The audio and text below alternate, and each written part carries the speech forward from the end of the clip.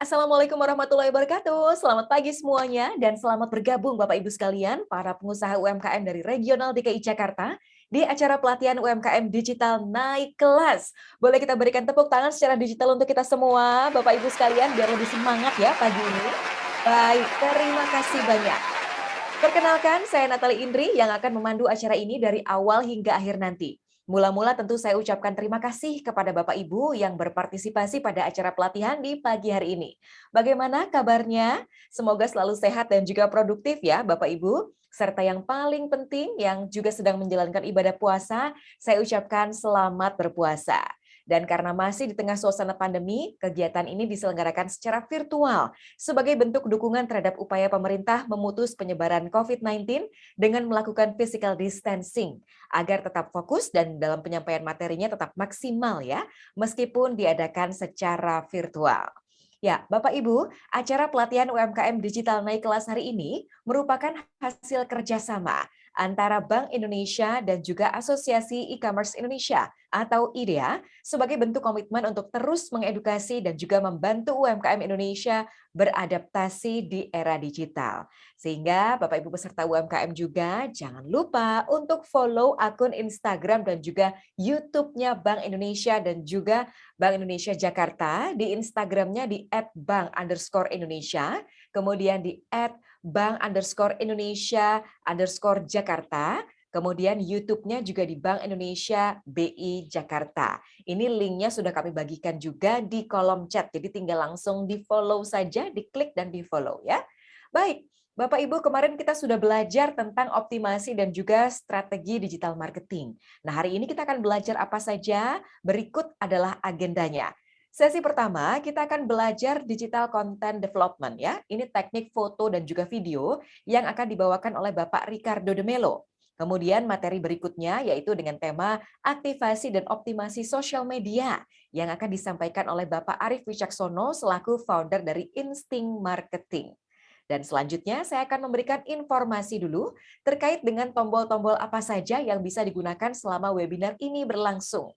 Saat ini kita memakai Zoom webinar sehingga suara dan juga video Anda tidak diizinkan untuk dibuka. Untuk berinteraksi, Bapak Ibu bisa menggunakan tombol chat yang ada pada dashboard Zoom Anda. Untuk mengajukan pertanyaan di tengah jalannya sesi pelatihan, Bapak Ibu bisa menggunakan tombol Q&A ya untuk mengajukan pertanyaan secara tertulis. Sedangkan untuk berbicara atau mungkin mengemukakan pendapat, Bapak Ibu bisa menekan tombol raise hand terlebih dahulu. Nanti bila diizinkan moderator, baru kami akan buka tombol audio Anda.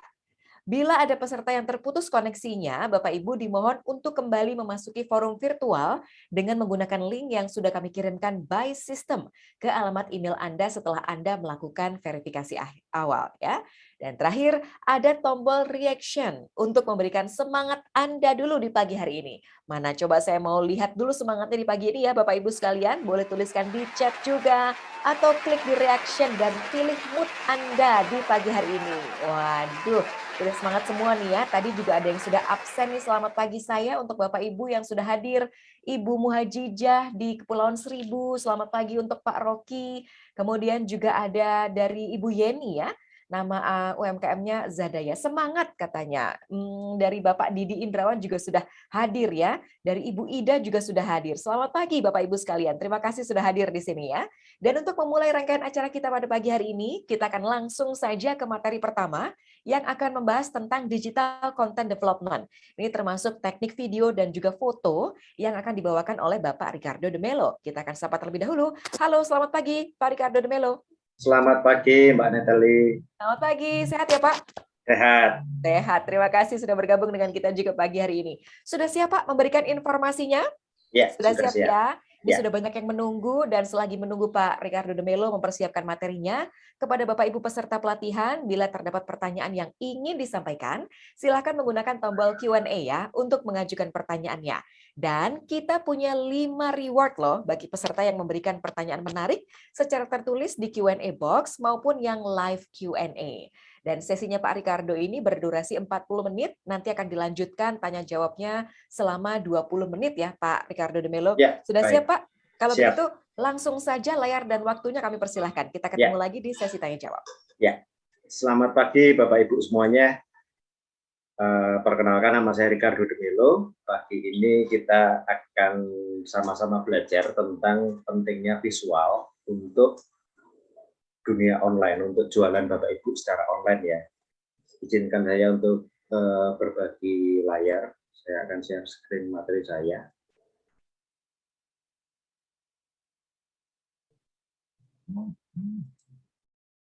Ya, sudah kelihatan ya di layar Bapak Ibu. Pagi ini kita akan bicara tentang foto dan video konten kreatif lewat smartphone. Ini sedikit profil tentang saya. Saya kelahiran Solo. Saya mulai tertarik dunia visual itu sejak saya SMA. Beberapa proyek terakhir yang saya kerjakan kuratorial internasional dari Belanda, Prancis maupun Asia Pasifik, termasuk Yunani. Ini beberapa brand project yang sempat saya kerjakan.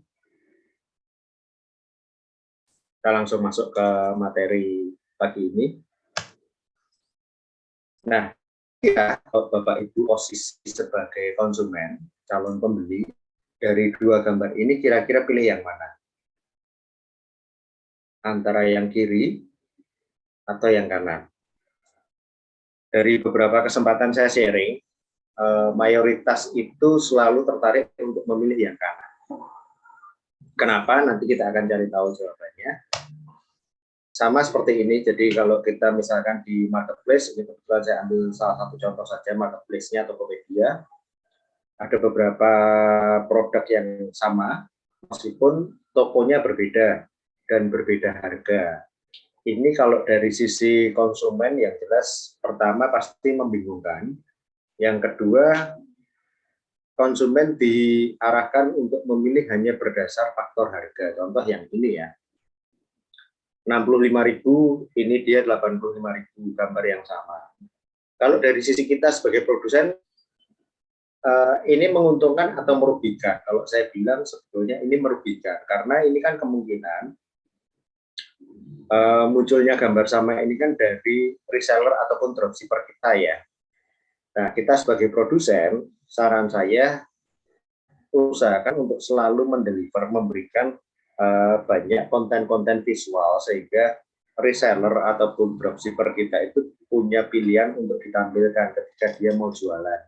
Kalau seperti ini, yang dirugikan sebenarnya kita sebagai produsen karena apa? Contoh dua ini, dari produsen yang sama, kalau laku yang lebih murah, berarti ini ada salah satu yang dia nggak laku. Ini malah ada 3 kalau saya perhatikan, ada yang sampai 120.000. Nah, itu juga kemungkinan terjadi di produk kita kalau Bapak Ibu kurang mengoptimalkan tampilan visual pada produk jualannya. Nah, apa yang saya bicarakan ini berdasar hasil riset yang secara resmi dilakukan oleh Google, itu sekitar tahun 2016 atau tahun 2017. Proyek penelitiannya disebutnya ZIMUT, jadi Zero Moment of Truth, di mana Google melakukan penelitian terhadap minat ataupun karakter orang-orang di Asia Pasifik dalam melakukan pembelian melalui online.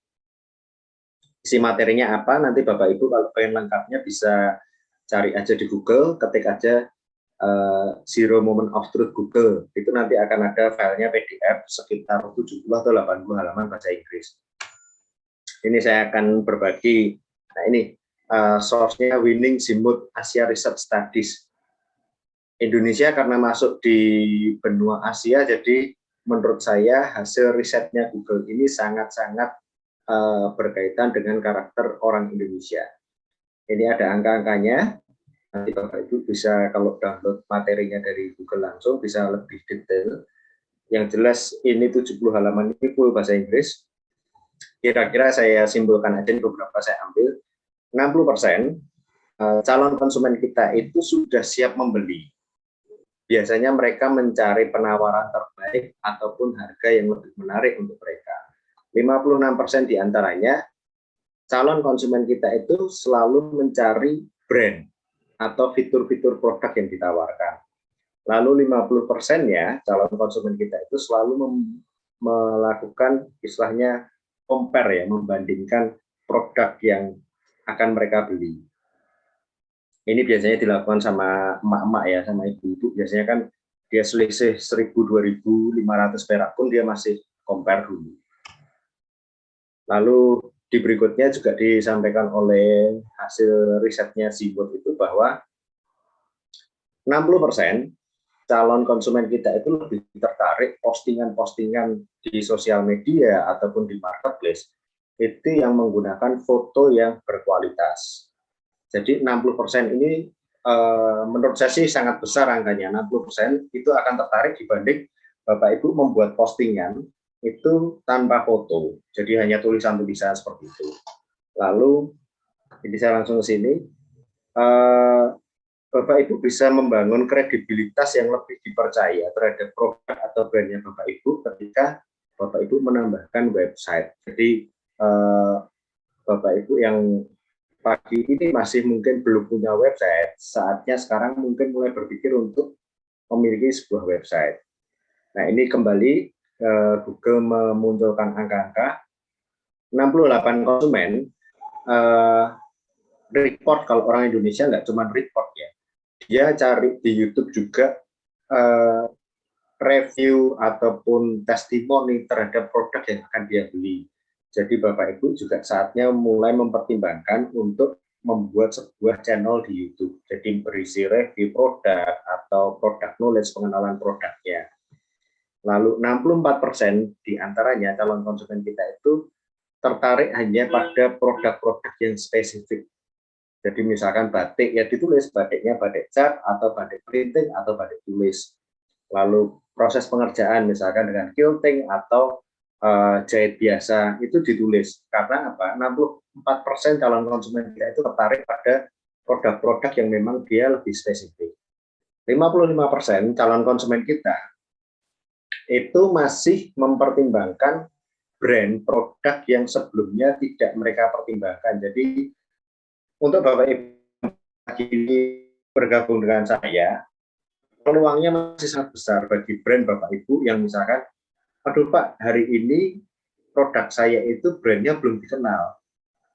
Nggak perlu khawatir, nggak perlu takut, masih ada 55% calon konsumen di luar sana, itu yang selalu tertarik mempertimbangkan brand-brand yang sebelumnya mereka belum pernah kenal. Lalu 35% diantaranya calon konsumen kita itu akan baru dengar produk tersebut pertama kali. Jadi kalau Bapak Ibu brandnya baru, produknya baru, itu masih ada peluang 35% calon konsumen di luar. Jadi potensinya masih sangat besar ya. Saya lanjutkan. Oh ini saya coba translate bahasa Indonesianya. Nah, hasil riset Google tadi itu saya sempat lakukan studi kasus untuk salah satu klien saya. Ini salah satu cottage atau penginapan di Nusa Penida. Dia sudah hampir bangkrut, sudah hampir ditutup. Lalu dia ketemu saya, kita brainstorming, tukar ide, tukar pikiran. Di bulan Maret, saya mulai melakukan pemotretan, saya kerjakan visualnya, saya perbaiki tampilan-tampilan visualnya. Lalu di bulan April, itu tahun 2018, di bulan April, visual-visual yang saya kerjakan itu oleh klien tersebut di-upload. Waktu itu dia uploadnya ke booking.com, jadi kalau Bapak Ibu yang bisnisnya hospitality atau wisata biasanya tidak asing dengan booking.com, Agoda, Traveloka, website-website OTA ya, layanan OTA, online travel agent. Nah ini waktu itu dia uploadnya ke booking.com. Ini yang saya kerjakan visualnya, ada 5 diantaranya. Lalu apa yang terjadi? Itu Bapak Ibu bisa lihat di layar, di bulan Agustus, tanggal 9 Agustus, ini screenshot saya ambil. Jadi saya melakukan pemotretan di bulan Maret, lalu klien itu mulai upload dia di bulan April. Nah ini saya screenshot bulan Agustus tahun 2018. Seminggu terakhir sejak tanggal 9, berarti tanggal 2 Agustus sampai tanggal 9 Agustus, appearance search, jadi cottage ini kalau di searching orang tampilnya berapa banyak, itu naik 2039 kali lebih banyak. Lalu secara bangunan property views-nya juga naik 129. Buat saya yang paling keren yang di sini, tadinya di bulan mungkin Februari dia ketemu saya itu posisinya sudah mau tutup, sudah mau bangkrut karena kalah saing dengan hotel-hotel yang lebih baru, lebih besar. Ini di bulan Agustus dia popularitasnya di area sana itu naik jadi peringkat nomor 3. Coba bayangkan Bapak Ibu dari bulan Maret ke bulan Agustus hanya hampir mungkin 6 bulan ya. Dia naik jadi peringkat ketiga paling populer di Nusa Penida. Nah, apa yang terjadi untuk di dashboard internalnya dia, saya minta izin untuk saya screenshot. Ini kira-kira bulan Juli, kalau hotel, bisnis hotel itu selalu berkaitan dengan okupansi, jadi tingkat orang pengen booking, pengen check-in kan. Ini bulan Juli sampai bulan Agustus, waktu saya screenshot, grafiknya selalu di antara 4.000 sampai 7.000. Nah, waktu itu klien saya itu sempat mengeluh ke saya karena contoh misalkan di hari Senin, Mbak Natalie tadi booking, lalu dia datang, dia booking untuk 3 hari, dia Rabu harusnya sudah check out. Yang terjadi adalah di hari Rabu, Mbak Natalie tadi tiba-tiba menyampaikan ke front office hotel bahwa dia pengen extend. Nah, itu jadi sebuah masalah baru ketika extend sementara kamar yang dipakai Mbak Natalie di hari Kamis itu sudah ada calon pengunjung lain yang booking. Nah, itu jadi akhirnya jadi ada kendala di situ dan di 2019 akhirnya hotel tersebut dari tadinya hanya 2 tingkat, dia tambah lagi jadi sekarang 3 tingkat. Jadi pengaruhnya sedemikian besar. Tadi di grafik sebelumnya Bapak Ibu bisa lihat, sedemikian besar untuk Bapak Ibu yang sekarang mulai masuk ke dunia online, pengaruh visual itu sangat besar. Nah, rata-rata dari beberapa kali kesempatan saya sharing, mereka selalu bertanya, kendalanya apa sih kalau untuk bisa membuat sebuah visual yang berkualitas? Ada banyak sekali kendala yang disampaikan oleh teman-teman. Ini saya coba ambil kesimpulan, ada 4 yang paling utama. Yang pertama itu harga peralatan fotografi itu mahal. Ya memang ini kalau yang pertama ini saya tidak bisa bantah. Saya pribadi di dunia visual, alat-alat foto, kamera, lensa, dan lain sebagainya itu memang mahal. Yang kedua, belajar memotret itu susah. Kalau saya bilang, sebetulnya enggak. Sama seperti Bapak Ibu yang sekarang baru belajar mau masuk ke online, ketika ada niat, ketika ada minat di situ, pasti selalu ada jalan. Saya selalu percaya kita belajar sesuatu yang kelihatan oleh mata, banyak source ilmu yang kita bisa cari, itu enggak susah. Yang ketiga, tidak punya bakat atau cita rasa seni. Di era sekarang, era digital, cita rasa seni bakat itu mungkin jadi nomor ke sekian ratus. Yang paling utama itu adalah pertama adalah niat dulu. Karena apa? Source ilmu yang kita bisa cari itu sekarang sudah sangat terbuka, sudah sangat banyak. Nah, yang paling susah ini yang poin nomor 4. Ini makanya saya tuliskan. Masih sangat banyak di luar sana, itu orang-orang yang punya prinsip, saya jualan seperti cara saya yang sekarang ini aja itu sudah laku kok, sudah laris, sudah ada pembeli. Kenapa saya harus berubah? Bapak Ibu, saya bisa sampaikan di sini, sama seperti kita bisa belajar sama-sama waktu kehadiran pertama kali ojek online ya. Waktu itu masih sangat banyak orang-orang yang langsung bilang, saya dengan offline, dengan tanpa online pun masih laku. Tapi apa realita yang sekarang terjadi? Sekarang orang-orang yang tadinya offline itu mau nggak mau beralih ke online. Nah, ini yang harus Bapak Ibu sadari apa? 2 tahun pandemi di Indonesia memposisikan kita siap nggak siap, suka nggak siap, suka nggak suka untuk harus beralih ke online, ke digital. Jadi perubahan itu pasti. Kalau kita nggak mau mengikuti perubahan, kita nggak mempersiapkan diri, ya siap-siap kita yang akan digilas sama perubahannya. Jadi kalau hari ini Bapak Ibu masih setengah hati, masih males, masih ragu, atau takut untuk belajar ke online, source-nya sudah sangat banyak. Ilmu-ilmunya bisa Bapak Ibu cari sudah sangat banyak, tapi memang saya bisa sampaikan saat ini saatnya Bapak Ibu masuk ke potensi pasar yang baru. Jadi daripada nantinya bukan kompetitor yang mengalahkan Bapak Ibu, tapi salah satunya adalah perubahan zaman. Ketika semuanya sudah beralih ke online, pelanggan-pelanggan Bapak Ibu yang lama misalkan, Pak bisa nggak saya cari dari online, saya pengen pesan online aja. Oh saya belum ada. Atau contoh yang paling gampang yang tadi sempat disampaikan Bank Indonesia juga, pembayaran. Pak, saya masih bisanya bayarnya tunai. Itu justru akan menyulitkan kita sendiri. Sementara sebenarnya kita sudah bisa, Pak ini bisa langsung Bapak scan aja, nanti masuk ke rekening saya, seperti itu. Nah, untuk empat kendala yang tadi disampaikan Bapak Ibu, gimana kalau pagi ini saya bilang ke Bapak Ibu, sebetulnya smartphone yang Bapak Ibu pakai hari ini itu bisa jadi jawaban terhadap kebutuhan visual yang Bapak Ibu cari. Kita akan belajar sama-sama. Yang paling pertama, kalau kita belajar visual itu apa sih? Yang paling pertama itu pencahayaan. Kenapa? Karena fotografi berasal dari bahasa Yunani, fotos dan grafos yang artinya melukis dengan cahaya.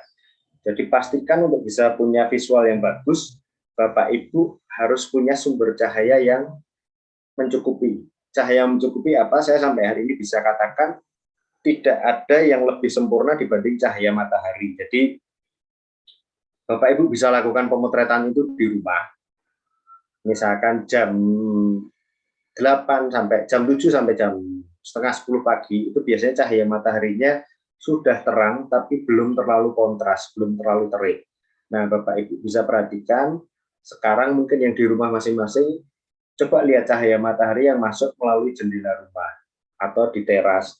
Itu cukup terang tapi tidak terlalu terik dan tidak terlalu keras. Nah, itu bisa Bapak Ibu manfaatkan sebagai lokasi untuk Bapak Ibu melakukan pemotretan. Seperti di gambar saya ini, Bapak Ibu bikin dekatkan dengan jendela, lalu pakai background kertas karton putih untuk memotret gelas, atau ini memotret tomat dekat jendela, dekat pintu, itu bisa Bapak Ibu manfaatkan.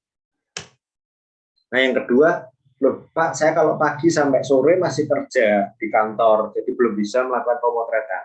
Cahaya yang kedua adalah cahaya buatan atau artificial. Itu ada dua jenis, Bapak Ibu bisa manfaatkan. Yang pertama itu cahaya tungsten. Itu kalau Bapak Ibu bingung, tungsten itu gimana Mas? Tungsten itu cahaya yang lampunya warnanya kuning. Atau yang kedua cahaya daylight. Cahaya daylight itu yang kalau orang dulu nyebutnya itu lampu neon, jadi warnanya cenderung kebiruan. Lalu Bapak Ibu bisa coba praktekkan, ini beli di marketplace sudah banyak, atau Bapak Ibu bisa bikin dari karton aqua atau kardus TV, kardus AC, dilubangin, lampu dari luar, Bapak Ibu bisa potret produknya di dalam lightbox seperti ini. Setelah lampu yang setelah pencahayaan lampu, faktor berikutnya yang harus dipikirkan apa? Kalau Bapak Ibu mau motret dari handphone, utamakan produk. Jadi misalkan ini contoh di saya, ini produknya adalah perhiasan jewelry, maka pastikan fokus utamanya itu produknya, supaya lebih menonjol. Kalau dia ada warna, pastikan warnanya jangan meleset berlebihan. Meleset dalam batas wajar itu masih bisa dimaklumi, masih bisa dipahami oleh calon konsumen kita. Tapi meleset berlebihan, contohnya misalkan di sini warnanya biru ini sangat tipis, lalu munculnya di sini jadi biru gelap, itu pasti calon konsumen kita merasa ditipu. Nah, untuk cahaya yang meleset, warna yang meleset ini bisa kita koreksi pakai aplikasi foto. Kalaupun Bapak Ibu pengen tidak hanya, saya nggak tertarik kalau foto produknya hanya background polos, bisa pakai properti lain, tapi usahakan itu netral, jangan sampai properti lain yang Bapak Ibu pilih, yang Bapak Ibu gunakan itu mengalahkan objek utamanya, produk jualan kita. Oke, yang ketiga, nah ini tadi barusan saya bahas pemotretan dengan background yang polos ya. Nah ini kira-kira di calon konsumen kita, ini yang memudahkan calon konsumen kita yang mana? Kanan atau kiri? Silakan Bapak Ibu bisa kirim responnya dari kolom chat misalkan, yang kanan atau kiri.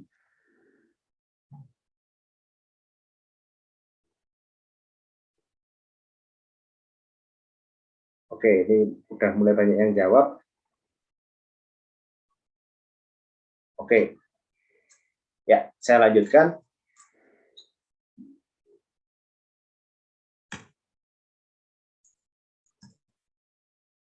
Skala ukuran produk, coba Bapak Ibu perhatikan, kalau di gambar yang kiri, itu secara visual memang bagus, tapi kalau kita calon konsumen, misalkan ini belum pernah istilahnya minum wine, dia pasti tidak akan bisa punya bayangan, ini gelasnya tingginya seberapa sih, leher gelas ini tingginya seberapa.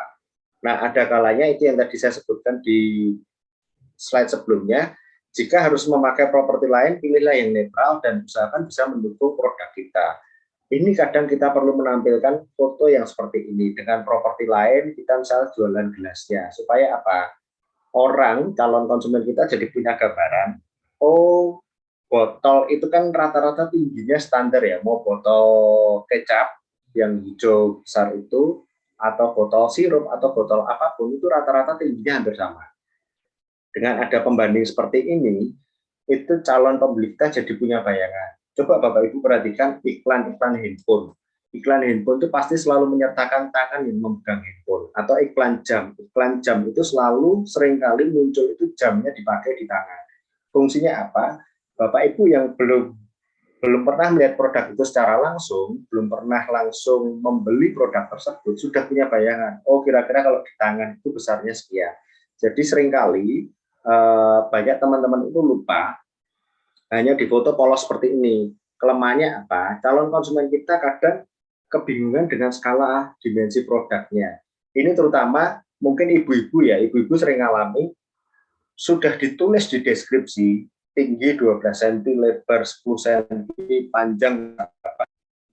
Tapi akhirnya masuk ke kolom ulasan, review, itu oh ternyata barangnya sangat kecil.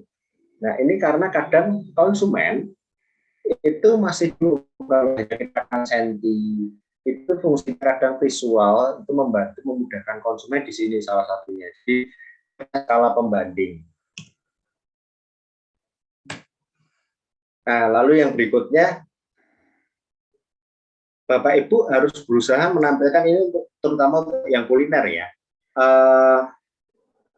Foto tersebut tampak fresh. Tampak fresh dalam artian gimana? Kalau saya boleh menyarankan untuk Bapak Ibu yang saat ini baru pengen nanti mungkin mulai praktek belajar foto pakai smartphone, pakai handphonenya, saran saya pakai cahaya alami dulu, cahaya matahari. Kenapa? Cahaya-cahaya artifisial, cahaya buatan yang tadi saya sebutkan, ada cahaya tungsten, ada cahaya daylight, itu kalau Bapak Ibu tidak berhati-hati justru akan membuat produknya Bapak Ibu warnanya beralih. Pernah nggak Bapak Ibu perhatikan foto produk yang misalkan harusnya warnanya kuning, tapi akhirnya muncul di foto harusnya warnanya putih, tapi karena Bapak Ibu pakai lampu tungsten, akhirnya muncul di foto itu foto produknya warnanya jadi kekuningan. Di calon konsumen kita ketika melihat produk tersebut pikirannya, oh memang warnanya kuning muda. Waktu dia beli, dia terima barang warnanya putih, dia akhirnya komplain ke kita. Nah, ini kadang hal-hal kayak gini yang kalau Bapak Ibu baru awal mencoba, saran saya pakai cahaya matahari dulu. Saya lanjutkan. Nah, salah satu karakter di smartphone yang Bapak Ibu pegang sekarang itu lensanya itu selalu lensa sudut lebar atau lensa wide. Sehingga kalau Bapak Ibu tidak berhati-hati memilih sudut pengambilan gambarnya, fotonya itu seringkali terlihat distorsi. Pernah nggak Bapak Ibu perhatiin, terutama yang ibu-ibu ya, kalau foto selfie, tiba-tiba orang itu jadi kelihatan sangat tinggi atau bahkan justru jadi kelihatan pendek-pendek. Itu yang disebut distorsi. Nah, kalau Bapak Ibu foto dari smartphone, usahakan sudutnya itu meminimalkan distorsi. Paling gampang itu adalah sejajar dengan mata kita. Jadi contoh, Bapak Ibu bisa lihat di layar saya.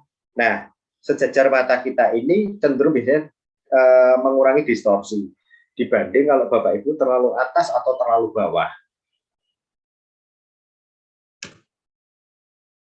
Nah, ini juga Bapak Ibu bisa gunakan untuk yang misalkan produk-produknya ukurannya lebih kecil ya. Misalkan perhiasan handicraft beberapa bisa, atau essential oil misalkan. Itu bisa Bapak Ibu foto itu dengan background latar belakang yang netral seperti ini. Ini sengaja saya tampilkan foto saya ini, saya foto pakai handphone, dan Bapak Ibu bisa lihat ini ada selotipnya. Jadi loh Mas, itu nggak rapi. Kalau saya bikin rapi, justru nanti Bapak Ibu akan makin bingung. Jadi ini justru saya tampilkan ini loh. Sebetulnya seperti ini pun bisa. Cuman kalau memang nantinya untuk jualan Bapak Ibu kan bisa, misalkan bukan pakai selotip, tapi diganti dengan misalkan double tape ya di belakang. Jadi benar-benar nggak kelihatan. Nah, untuk yang hobi foto biasanya udah nggak asing dengan istilah bokeh ya. Kalau di handphone kita mau bikin efek bokeh itu sangat susah. Bokeh itu apa? Background latar belakangnya jadi blur, jadi kabur, itu sangat susah. Tapi sebetulnya Bapak Ibu bisa memanfaatkan wallpaper dari laptop. Ini saya lakukan foto anting-anting ini dengan wallpaper dari Google. Bapak Ibu bisa cari di Google misalkan wallpaper natural, wallpaper apa. Nah, itu untuk background foto kita. Nah, pada beberapa smartphone itu kalau Bapak Ibu otak-atik di aplikasi kameranya, ada yang sudah bawaan dari handphonenya itu ada grid-grid semacam ini. Jadi garis 4, garisnya membagi bidang jadi 9, bahkan ada yang sampai melingkar. Itu sebetulnya grid untuk membantu Bapak Ibu menciptakan komposisi foto yang menarik. Nah, yang perlu Bapak Ibu pahami kalau bermain grid seperti ini, nanti Bapak Ibu bisa baca materi saya ini. Jadi ada namanya di dunia fotografi itu rule of third, itu membagi ruang menjadi 2/3. Usahakan posisinya selalu 2/3 seperti itu supaya hasil fotonya lebih menarik. Nah, kalau yang foto produknya makanan, harus fotonya seperti gimana? Seringkali kita produk makanan itu, kalau saya ngasih kuncinya simple Bapak Ibu. Kalau Bapak Ibu fotonya produk makanan, dikatakan foto itu berhasil jika apa? Jika si calon pembeli kita, konsumen kita, atau siapapun yang melihat visual foto kita menjadi ngiler, menjadi setelahnya muncul rasa penasaran, pengen nyobain. Nah, itu berarti foto kita sudah berhasil. Nah, salah satu bikin foto makanan itu bisa bikin orang ngiler tuh caranya gimana? Kita perlu ada yang namanya dekorasi produk.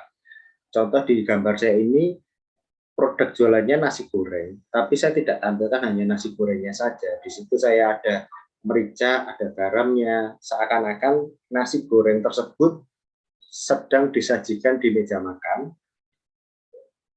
Di posisi visual itu, Bapak Ibu pasti langsung berimajinasi bahwa Bapak Ibu yang berada di depan foto tersebut.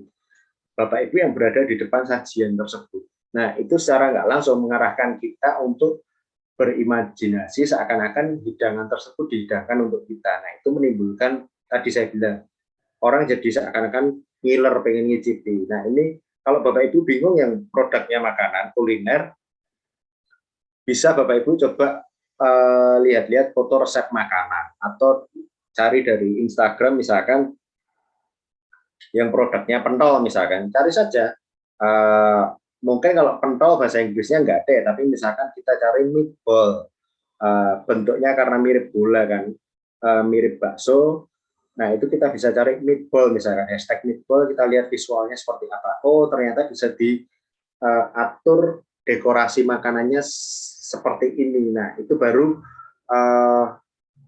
memudahkan kita untuk punya gambaran, membuat visual-visual yang lebih menarik. Tahap terakhir itu adalah sempurnakan foto dengan proses editing. Bapak Ibu bisa lihat 2 perbandingan foto ini. Seringkali kalau dari smartphone itu yang paling perlu kita koreksi itu adalah warna. Karena apa? Nanti Bapak Ibu coba bandingkan di rumah handphone, smartphone yang Bapak Ibu pegang dengan mungkin smartphone-nya suami atau istrinya atau anaknya. Seringkali warna foto yang sama ya, itu warnanya bisa berbeda di handphone yang berbeda. Nah, ini perlunya kita koreksi warna dari Snapseed. Patokannya kalau kita koreksi warna itu apa? Patokan saya selalu simpel, usahakan mendekati apa yang dilihat oleh mata kita, karena yang paling sempurna itu mata. Jadi kita patokan mata kita, waktu kita motret produk kita, itu kita melihatnya produk itu seperti apa warnanya. Nah, itu kita kembalikan ke apa yang bisa kita lihat pakai mata kita. Nah, ini tips-tipsnya, nanti juga Bapak Ibu bisa lihat detailnya. Masih banyak Bapak Ibu yang pakai smartphone kameranya lalu pakai zoom. Kalau saran saya untuk foto produknya Bapak Ibu, hindari zoomnya itu dipakai. Biarkan ukuran sebenarnya. Jadi kalau memang Bapak Ibu perlu tampilnya lebih close up misalkan, Bapak Ibu yang bergerak maju mendekati produknya, jangan zoom dibesarin di layar handphonenya ya, itu pikselnya akan pecah. Lalu yang kedua, maksimalkan exposure setting. Ini untuk beberapa smartphone terbaru, ini sudah ada tandanya apa, ada kode EV, exposure setting itu bisa geser kiri berarti -2, geser kanan berarti +2. Lalu ini yang penting juga, masih sangat banyak Bapak Ibu yang kalau motret dari handphone, dari smartphone-nya itu flash kameranya dinyalain. Saya justru menyarankan sebaliknya. Kalau Bapak Ibu ingin hasil foto yang lebih bagus, matikan flash kamera. Karena apa? Perhatikan handphonenya masing-masing. Posisi flash kamera itu selalu sejajar dengan posisi lensanya. Jadi hasilnya itu cahayanya pasti terlalu keras dan frontal. Nah, lalu kalau nggak pakai flash, saya harus motretnya gimana? Balik ke tadi slide saya yang paling awal, bahwa untuk menciptakan foto yang bagus, visual yang bagus, itu pastikan ruangannya cukup cahaya. Jadi kalau ruangannya kurang cahaya, ya kita pindah lokasi, atau kalau ada lampu, kita nyalakan lampunya. Ini untuk yang produknya skalatis ya, jadi yang tadi saya sebutkan, misalkan produknya itu bisa masuk di kardus aqua, atau misalkan kardus TV misalkan yang lebih besar. Bapak Ibu bisa foto dengan lightbox. Cara bikin lightboxnya seperti gambar saya ini, jadi dilubangin, lalu kita pakai kertas kalkir atau kertas HVS, lalu dari luarnya kita kasih lampu untuk foto topping misalkan. Ini yang tadi saya sebutkan dengan wallpaper Google, jadi Bapak Ibu bisa pakai laptop, dibuka, lalu pilih backgroundnya dari Google, misalkan yang sesuai produk kita. Contoh misalkan kalau produk kosmetik atau skincare itu identik dengan natural, higienis, maka cari produk-produk, cari wallpaper yang warnanya terang, yang berkaitan dengan alam, berkesan segar, nah itu gunakan sebagai background. Untuk fitur HDR, tidak semua smartphone punya, kebetulan di smartphone saya ini ada fitur HDR-nya. Kalau memang Bapak Ibu di kameranya itu ada fitur HDR, bisa diaktifkan. Ini memudahkan, jadi misalkan Bapak Ibu foto normal itu hasilnya kayak di kiri ini, begitu kita pakai HDR, HDR itu apa Mas? HDR itu High Dynamic Range, jadi dia akan membaca yang terlalu terang dibikin mendekati lebih gelap sedikit, yang terlalu gelap dibikin jadi lebih terang. Jadi munculnya di tengah-tengah dia. Nah, ini juga sangat banyak terjadi, kalau bapak-bapak biasanya handphone itu masuk ke saku celana, kalau ibu-ibu itu biasanya lensa di handphone ini seringkali itu adalah minyak, entah dari make up, entah dari lipstick, dari kosmetiknya. Nah, lensa ini kalau Bapak Ibu mau foto, dibersihkan dulu. Bersihkannya pakai apa, Mas? Digosok pelan-pelan secara lembut itu pakai tisu, supaya apa? Jangan sampai tergores. Kalau lensa kamera Bapak Ibu, lensa smartphone-nya ini sudah tergores, itu Bapak Ibu foto 1000 foto juga akan muncul goresannya semua. Nah, ini biasanya harus keadaan bersih. Lalu kalau saran saya, Bapak Ibu bisa pakai namanya tripod atau gorilla pod. Saya motret jarang goyang tuh Mas. Meskipun jarang sekali goyang, lebih nyaman Bapak Ibu pakai ini karena apa? Misalkan yang produknya katakanlah handicraft ya, atau cincin misalkan, jewelry. Bapak Ibu kan nggak harus megangin kamera smartphone-nya terus selama misalkan 100 produk. Begitu ketemu satu foto yang sudah oke, dengan kita pakai tripod atau gorilla pod, kita hanya tinggal fokus ganti-ganti produknya. Jadi misalkan anting-anting kita ganti gelang, kita tekan tombol yang ada di kamera lagi, kita nggak harus megangin terus. Nah, ini memudahkan Bapak Ibu dalam proses produksi visual. Nah, ini juga sering kali terjadi resolusi di kameranya itu ditaruh yang paling besar. Karena apa? Bapak Ibu upload ke Instagram atau kirim ke WA, kalau filenya terlalu besar itu otomatis Instagram ataupun WA akan langsung melakukan kompresi, dikecilkan. Tapi yang terjadi sebaliknya, kalau Bapak Ibu kameranya di smartphone itu pakai resolusi yang kecil, kebetulan Bapak Ibu foto dapat hasil foto yang bagus, lalu misalkan ini sama BI ditawarin untuk Pak, ini ada pameran offline misalkan di JCC Jakarta misalkan. Bapak Ibu butuh untuk cetak atau print banner atau kartu nama atau brosur, karena hasil foto yang bagus tadi itu resolusinya kecil, pasti hasilnya pecah. Nah, ini yang saya tidak sarankan. Lebih baik yang kita simpan itu yang besar, supaya kalau kita butuh untuk dicetak banner atau brosur atau kartu nama, itu kita sudah punya file foto yang bagus. Kalau kita mau berbagi ke WhatsApp, ke Instagram, ke Facebook, kemanapun itu, biarkan aplikasi-aplikasi itu yang melakukan kompresi terhadap file foto kita. Aplikasi untuk memotret yang disarankan apa, Mas? Kalau saya saat ini saya menyarankan pakai open camera. Kenapa? Loh, bukannya di handphone saya sudah ada aplikasi kameranya. Bapak Ibu yang berjualan online, saya yakin handphone pasti juga tidak satu. Jangan sampai terjadi di handphone yang Bapak Ibu pakai sekarang, misalkan tiba-tiba hang atau mati, lalu Bapak Ibu beralih ke handphone berikutnya, karena misalkan beda merek handphone itu biasanya kan menu kameranya berbeda, lalu Bapak Ibu bingung lagi harus settingnya. Saran saya mendingan pakai open kamera, jadi mau kan handphonenya berbeda merek, aplikasinya sama, jadi menu di dalamnya pasti sama. Nah, ini memudahkan Bapak Ibu dalam operasional membuat visual yang baik. Nah, ini nanti kalau Bapak Ibu sudah install open kamera, bisa baca materi saya. Ini nanti materi saya kasihkan ke panitia, jadi nanti Bapak Ibu bisa minta di panitia untuk materi saya ini dibaca-baca lagi. Ini sangat banyak teknis-teknisnya, termasuk beberapa cara settingnya. Nah, ini saya hanya akan tunjukkan sekilas saja. Nanti di open kamera. Nah, open kamera ini Bapak Ibu mau bikin foto ataupun video bisa, sangat bisa. Ini contoh, perhatikan di layar ya. Ini kalau Bapak Ibu mau bikin foto, Bapak Ibu mau bikin video, tinggal klik yang gambar kamera video di kiri ini, maka ini beralih ke video, tetap di open kamera. Nah, ini yang tadi saya bahas di depan, exposure composition. Jadi misalkan Bapak Ibu ngarahkan produknya mau difoto, kok terlalu gelap ya? Ini Bapak Ibu geser ke kanan, dia secara otomatis akan langsung jadi lebih terang. Kalau terlalu terang, geser ke kiri, dia akan lebih gelap. Ini fungsi flashnya, fungsi masing-masing Bapak Ibu bisa nanti coba sendiri, bisa sambil dibaca lagi detailnya. Saya tunjukkan beberapa saja yang perlu diperhatikan Bapak Ibu. Ini grid yang tadi saya bilang untuk memudahkan Ibu mengatur komposisi foto ya. Kalau di open kamera itu sangat banyak. Nah, ini misalkan produk kalung, gelang, atau sabu, atau apapun yang berkaitan dengan produk yang melengkung, ini bisa pakai komposisi seperti ini misalkan. Ini yang diagonal.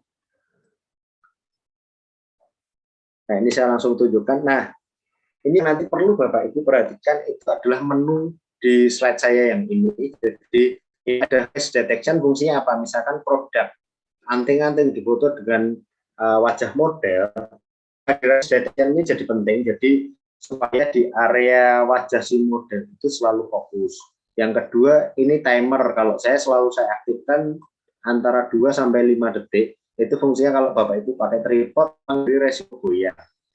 Nah, ini yang menarik, ada timer beep. Ini kalau Bapak Ibu motretnya di kafe, di keramaian yang nggak tahu ini udah spread atau belum ya, pakai timer beep. Jadi dia akan selalu beep, beep, beep. Bapak Ibu bisa tahu, oh ini sudah selesai spread, oh ini belum. Tapi menariknya lagi di open kamera dia ada save location. Ini untuk Bapak Ibu yang misalkan produknya sudah ratusan.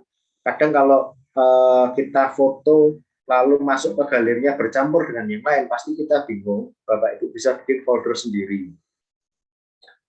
Ini save foto prefix. Bapak Ibu bisa kasih nama fotonya, misalkan nama brandnya apa, itu dimasukkan ke sini supaya langsung begitu cari file fotonya mau dikirim ke calon konsumen misalnya, kita cepat nyarinya. Nah, ini untuk yang kemarin, kalau yang sudah belajar geotagging Google Business, ini pengaturan di sini jadi sangat penting, termasuk copyright-nya. Kalau terutama yang Bapak Ibu mau bermainnya nanti sosial media marketplace, saran saya sih copyright ini perlu dimasukkan ya. Jadi Bapak Ibu bisa setting di sini, dia ada artisnya siapa, copyright-nya, bisa muncul watermark, stand photos, itu bisa untuk menghindari misalkan fotonya diambil orang lain, kompetitor misalkan. Apa yang saya share ini sudah saya praktekkan secara offline. Nah, ini Bapak Ibu bisa lihat, ini beberapa teman-teman Bapak Ibu juga UMKM yang dia mencoba mempraktekkan saya ini untuk produk mereka. Ini salah satu contohnya, dia produknya tas backpack. Nah, ini yang tadi saya bilang, dia memakai beberapa properti yang memang menunjang istilahnya kayak penjelasan produknya. Ini untuk tas sekolah. Nah, ini dia semua, lalu dia foto dari handphone. Ini hasilnya dari ibu yang tadi, seperti yang Bapak Ibu di bawah. Ini juga sama, ini coklat. Ini beberapa foto di sini. Ini mayoritas dengan handphone. Jadi buat saya sudah tidak ada lagi kendala untuk Bapak Ibu menciptakan visual-visual yang lebih menarik. Nah, ini kalau yang tadi bertanya-tanya, saya kalau motret produk dengan background saya laptop itu jadinya kayak apa? Bapak Ibu bisa lihat di layar. Ini kalau Bapak Ibu punya produk yang berarti skalanya tidak lebih besar dari monitor laptop, bisa pakai cara saya ini. Jadi dengan background Google misalkan, wallpaper, itu bisa jadi gambar-gambar seperti yang ada di layar Bapak Ibu sekarang. Nah, ini sama, ini saya fotonya juga hanya dengan handphone. Bapak Ibu sudah perhatikan, kalau kita bisa memaksimalkan, kita tetap bisa menciptakan visual-visual yang menarik.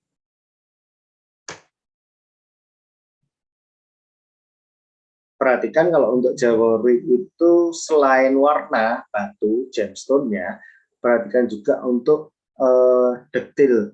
Nah, ini terutama untuk produk-produknya Bapak Ibu yang skalanya kecil ya, mungkin yang handicraft atau yang menggunakan kayu, serat kayu jati dengan kayu sono keling, itu kan sangat berbeda. Nah, itu detail seperti itu perlu diperhatikan supaya apa? Memudahkan calon konsumen kita untuk melihat, oh ya, ini yang dijual memang bahannya dari kayu jati. Oh, ini dari kayu sono keling misalkan. Terima kasih, itu untuk materi saya. Saya kembalikan ke Mbak Natalie. Ya, terima kasih banyak Pak Melo. Pak Melo, tadi Ya, kan kita sudah mencoba untuk membahas tentang foto ya. ya, Lalu kemudian ini juga sudah ada pertanyaan dulu. Saya akan coba bacakan dulu karena ada banyak. Kita ya. coba akan langsung ke pertanyaan di Q&A. Bagi Anda yang ingin klik tombol raise hand, silahkan ya Bapak Ibu sekalian. Ini saya akan coba dulu untuk menyambungkan Pak Melo dengan Ibu Elina, kemudian juga untuk Ibu Triana, dan kemudian juga ada beberapa lagi yang tadi bertanya tentang aplikasi nih Pak. Ada tidak ya aplikasi yang kalau setelah difoto kemudian digabungkan menjadi aplikasi, mungkin bisa lebih menarik gitu?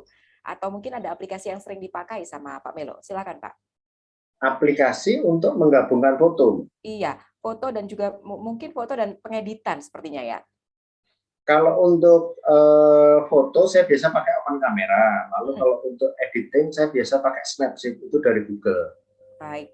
Kalau Snapseed ya. kalau untuk penggabungan foto, saran saya sih mendingan waktu pemotretan dua objek tersebut langsung difoto barengan dibanding Bapak Ibu ngambilnya sendiri-sendiri, karena yang bisa saya pastikan pasti intensitas cahayanya berbeda pada kedua foto soalnya.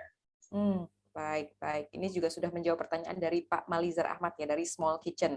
Mungkin Ya, aplikasi yang direkomendasikan untuk membuat gambar lebih menarik ya, tadi berarti Snapseed ya Pak ya. ya. Oke, terus kemudian ini ada juga yang bertanya tadi Ibu Lucy, bagaimana setting yang menarik Pak untuk produk home decor? Karena ukurannya cukup besar, seperti misalnya kursi, mebel, furniture, dan lain-lain ya. Silakan Pak Ya, Melo. untuk home decor sama sebetulnya Bu. Jadi kalau kita bicara home decor itu sama, hampir semua orang itu selalu menyukai rumah yang rapi dan bersih. Jadi misalkan Mungkin lebih jelasnya produk yang dimaksud Ibu Lucy ya, Mbak Iya, Indri. Blusi betul. Nah, mungkin yang dimaksud itu misalkan spray ya. Nah, tampilkan aplikasikan. Jadi misalkan di spray ukuran untuk king bed misalkan Ya. atau queen, diaplikasikan lalu dengan bantalnya, dengan misalkan ada bed covernya, kita foto seperti itu. Memang kalau yang kita tidak bisa hindari, kalau kita produknya skala besar, otomatis kita settingnya lebih besar. Contoh misalkan tadi home decor, mau nggak mau kita harus setting sebuah ruangan. Karena kan kita bicaranya home decor. Jadi ya nggak cuma kasurnya, mungkin ada nakas dengan lampu side bednya, mungkin ada hiasan dindingnya, kita harus setting semua. Tapi mungkin nggak itu dilakukan dengan smartphone, sangat mungkin. Bisa, Fokus ya. utama adalah pencahayaannya dulu, seperti itu sih. Tetap berawal dari pencahayaan yang baik Ya, ya. Tadi sarannya adalah sinar matahari ya. Ini ada ya, yang bertanya juga tentang teknis nih Pak. Beberapa juga tadi yang sudah ya. drop pertanyaan di kolom chat juga. Bu Neneng ini mewakili ya. Exposure untuk setting terbaik itu di angka berapa Pak Milo? Exposure untuk setting terbaik. Ini agak susah. Ya. Jadi gini, sebetulnya tidak ada patokannya Bu. Tapi kalau untuk setting itu kalau Ibu pengen lebih detail, sebetulnya pakai kalau kita bicara kamera handphone sebetulnya nggak ada sih settingannya. Tapi kalau di kamera mirrorless atau pocket itu ada. Itu diafragma kita pakai yang angkanya besar. Cuman kalau pertanyaannya untuk smartphone tadi sebenarnya bukan exposure-nya Bu, tapi pastikan dulu lokasi yang Bapak Ibu gunakan untuk foto itu memang cahayanya sudah memadai. Yang kedua, jangan males untuk ngecek hasil yang ada di smartphone. Jadi kita bisa lihat ini sudah cukup belum. Kadang gini, cara ngecek paling simpel. Kita selesai motret dengan smartphone, kita buka di galeri, kita zoom, kita besarkan gambar yang ada di handphone itu. Karena seringkali, ini Bapak Ibu pasti saya ngalami juga ya, fokusnya itu lari. Misalkan yang difoto orang yang di depan ternyata yang fokus orang belakang. Itu sangat sering terjadi. Nah, kalau foto produk sebetulnya sama. Kalau Bapak Ibu pengen fokusnya ke titik misalkan cincin, ya. Ada beberapa settingan. Pastikan yang fokus memang cincinnya. Seperti itu sih. Kalau untuk angka tidak ada angka bakunya. Baik, tidak ada angka bakunya. Tapi terus ngecek hasilnya ya. gitu ya Pak ya? Ya. Oke, terima kasih. Dari Dapur Yeyo ada Ibu Sunyi Priyastami. Saya pernah dapat pelatihan dari marketplace nih Pak Milo, bahwa background yang paling disukai oleh buyer marketplace itu katanya adalah putih. Apakah benar demikian? Ya, nah cuman Ibu juga perlu perhatikan di marketplace itu, saya sudah sempat lihat beberapa marketplace, sangat jarang yang marketplace hanya memberikan kesempatan kita upload satu foto produk. Ya. Ada yang bahkan sampai bisa kita upload 10 kan. Nah, posisikan lagi, kita jualan itu kan supaya menarik konsumen. Ujung-ujungnya supaya konsumen itu membeli. Nah, Bapak Ibu juga sering ngalami pasti, sudah nulis di deskripsinya panjang lebar, detail. Masih ada orang yang menanyakan hal yang sudah kita tulis. Karena apa? Literasi orang Indonesia itu cenderung malas membaca. Nah, kita bisa manfaatkan dari visual. Tadi misalkan ya, bisa Bapak Ibu foto yang pertama itu foto dengan background putih. Lalu di slide keduanya misalkan foto dengan skala produk tadi, misalkan yang gelas tadi, ketika gelas disajikan di meja makan ukuran seberapa. Lalu yang ketiga misalkan dengan minuman, ini bisa untuk minuman panas atau dingin. Supaya apa? Sama kayak Ibu atau mungkin Mbak Indri begitu lihat, kan kadang kalau lihat foto cuman background putih gelas, mungkin nggak tertarik. Tapi begitu itu ada isinya misalkan air, sirup, ada esnya, atau bahkan ada buah-buah potongannya, kadang jadi imajinasinya melayang kemana-mana. Nah, itu yang kita manfaatkan. Ya, seperti itu. Baik, baik. Jadi sekaligus juga untuk menjawab pertanyaan dari customer barangkali ya tentang produk yang ditanyakan. Ini ngomong-ngomong tentang makanan dan minuman yang dingin tadi, Pak Carlo juga bertanya dari Healthy Laboratory. Kalau untuk produk fresh minuman seperti, ada trik tidak supaya terlihat lebih menarik? Ini seperti misalnya di botol ada bulir-bulir esnya gitu ya Pak ya. Ada trik-trik dan efeknya mungkin yang bisa membuat lebih menarik. Kalau untuk minuman supaya kelihatan segar, salah satu trik yang sering saya pakai itu bisa misalkan di gelas atau di botol itu sebelum dipoto kita olesin Vaseline tipis. Oh, baik. Nah, lalu kita pakai spray, itu pakai air aja kita spray sedikit supaya ada semacam yang barusan Mbak Indri sampaikan, jadi kayak ada bulir-bulir kayak kalau Dingin es kena es begitu ya, Pak dingin ya? ya, Heeh. kayak ada embun-embunnya Iya. itu akan menimbulkan efek yang pertama. Yang kedua mungkin misalkan bukan pakai background putih, efek sedikit asap misalkan. Jadi seakan-akan sama kayak kalau kita buka freezer misalkan, itu Iya, kan keluar betul. asapnya. Nah, seperti itu sih. Itu menarik ya, bisa dicoba ya Ya, Bapak Ibu ya. Nah, Pak Melo kan belakangan ini juga yang sedang hits gitu, yang sedang laku untuk dilihat di sosial media juga adalah berbentuk video ya, video pendek ya. begitu ya. Mungkin Pak Melo bisa berbagi tips dan trik sederhana untuk pembuatan video yang sederhana juga dulu gitu ya, dimulai dari sosial media barangkali untuk produk, Pak? Ya, sebetulnya kalau untuk video itu persiapannya justru kalau saya bisa sampaikan, kalau Bapak Ibu ketika pemotretan produk, foto ya, ini kita bicara foto, itu kita benar-benar persiapkan kayak yang barusan saya sharing tadi, itu otomatis paling gampang nih misalkan kita bikin video behind the scene. Nah, yang jadi masalah kebanyakan Bapak Ibu kan foto produknya itu masih asal-asalan. Contoh paling gampang, kita tidak siapkan sebuah ruangan yang memang itu untuk proses pemotretan ya. Jadi misalkan Baik. ini produk cuman kita taruh di lantai, kita foto mungkin jarak 1 meter dari produk yang kita foto itu sudah ada katakanlah tumpukan barang-barang lainnya. Itu kalau di video pasti kan muncul karena video bergerak. Ya, Itu betul. di konsumen juga akhirnya nggak menarik. Jadi kalau Bapak Ibu pengen bikin video, salah satu yang paling gampang, Bapak Ibu prepare dulu untuk foto ini. Misalkan, oke, saya ambil ruang terasnya kita bersihkan semua, kita setting satu meja, misalkan makanan kita bikin seakan-akan setting di atas meja makan, lalu kita video aja. Ketika itu kita udah siap untuk potret, untuk bikin foto, kita video dulu. Baik. Karena apa? Begitu misalkan tadi makanan udah kita setting seakan-akan di meja makan, Bapak Ibu tinggal munculkan brand produknya Bapak Ibu yang masih dalam kemasan misalkan, ditaruh di meja makannya, lalu kita video. Udah jadi video kan? Iya. Lalu kita tinggal foto, Sekaligus udah ya, Pak dapat ya? dua, iya, daripada Bapak Ibu 2 kali kerja seperti itu. Baik, baik. Nah, kalau di video juga poin paling penting adalah pencahayaan ya, sama dengan foto ya? Sama, Baik, cuman baik. bedanya jadi Bapak Ibu nggak harus bingung, bedanya foto dan video, kalau video itu kita merekamnya itu bergerak. Kalau foto kita hanya bisa menampilkan 1-2 adegan freeze. Bedanya itu aja sih, tapi persiapannya sebenarnya sama. Seperti Persiapannya. itu. Iya, ya, dan bisa sekaligus disiapkan ya Bapak Ibu untuk foto Ya, dan juga video. Behind the scene tuh menarik juga loh, bisa bisa di-upload juga di sosial media ya. Ada Ibu ya, Trini Anggraini. Sekarang tuh kan banyak ya Pak Melo, saat memotret model pakaian gitu ya dengan smartphone itu dibalik gitu. Jadi kameranya ada di bawah. Betul ya Pak? Itu sering ya. sekali dilihat belakangan ini. Apakah memang hasilnya akan menjadi lebih bagus, natural dan juga menarik, Pak Melo?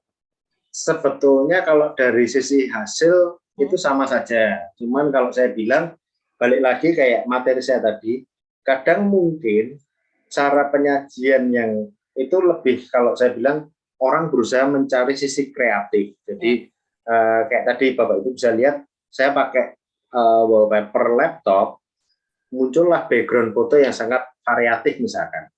Tapi apakah itu satu-satunya cara? Enggak. Bapak Ibu bisa cari misalkan dengan dibawa ke depan TV, gantian background TV, atau misalkan dibawa ketika Bapak Ibu ke laut misalkan. Kalau saya cari cara yang simpel, sama seperti tadi misalnya dengan dibalik, itu hanya untuk penyajian. Cuman balik lagi, Bapak Ibu kalau menciptakan visual, fokus utama adalah konsumen. Baik. Bukan ego kita ya. Maksudnya ego itu, foto saya bagus sih. Bagus tapi menjelaskan nggak konsumen. Karena pilihannya cuma 2 nih sebetulnya. Foto kita bagus, tapi konsumen merasa tidak terbantu karena istilahnya tidak menjelaskan dan tidak menarik di mata konsumen. Akhirnya produk kita nggak laku. Atau yang kedua, foto kita mungkin kita pribadi biasa aja, tapi ternyata sangat komunikatif di konsumen. Oh, ini ukurannya sekian. Oh, ini bisa disajikan untuk panas, untuk dingin, misalnya seperti itu.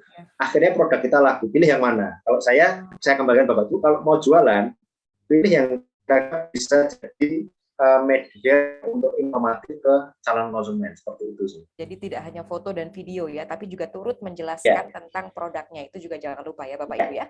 Oke, berikutnya betul kita Mbak akan ke Idri. live dulu ya Pak Melo. Ada Ibu atau Bapak Fauria. Halo, selamat pagi Bapak Ibu.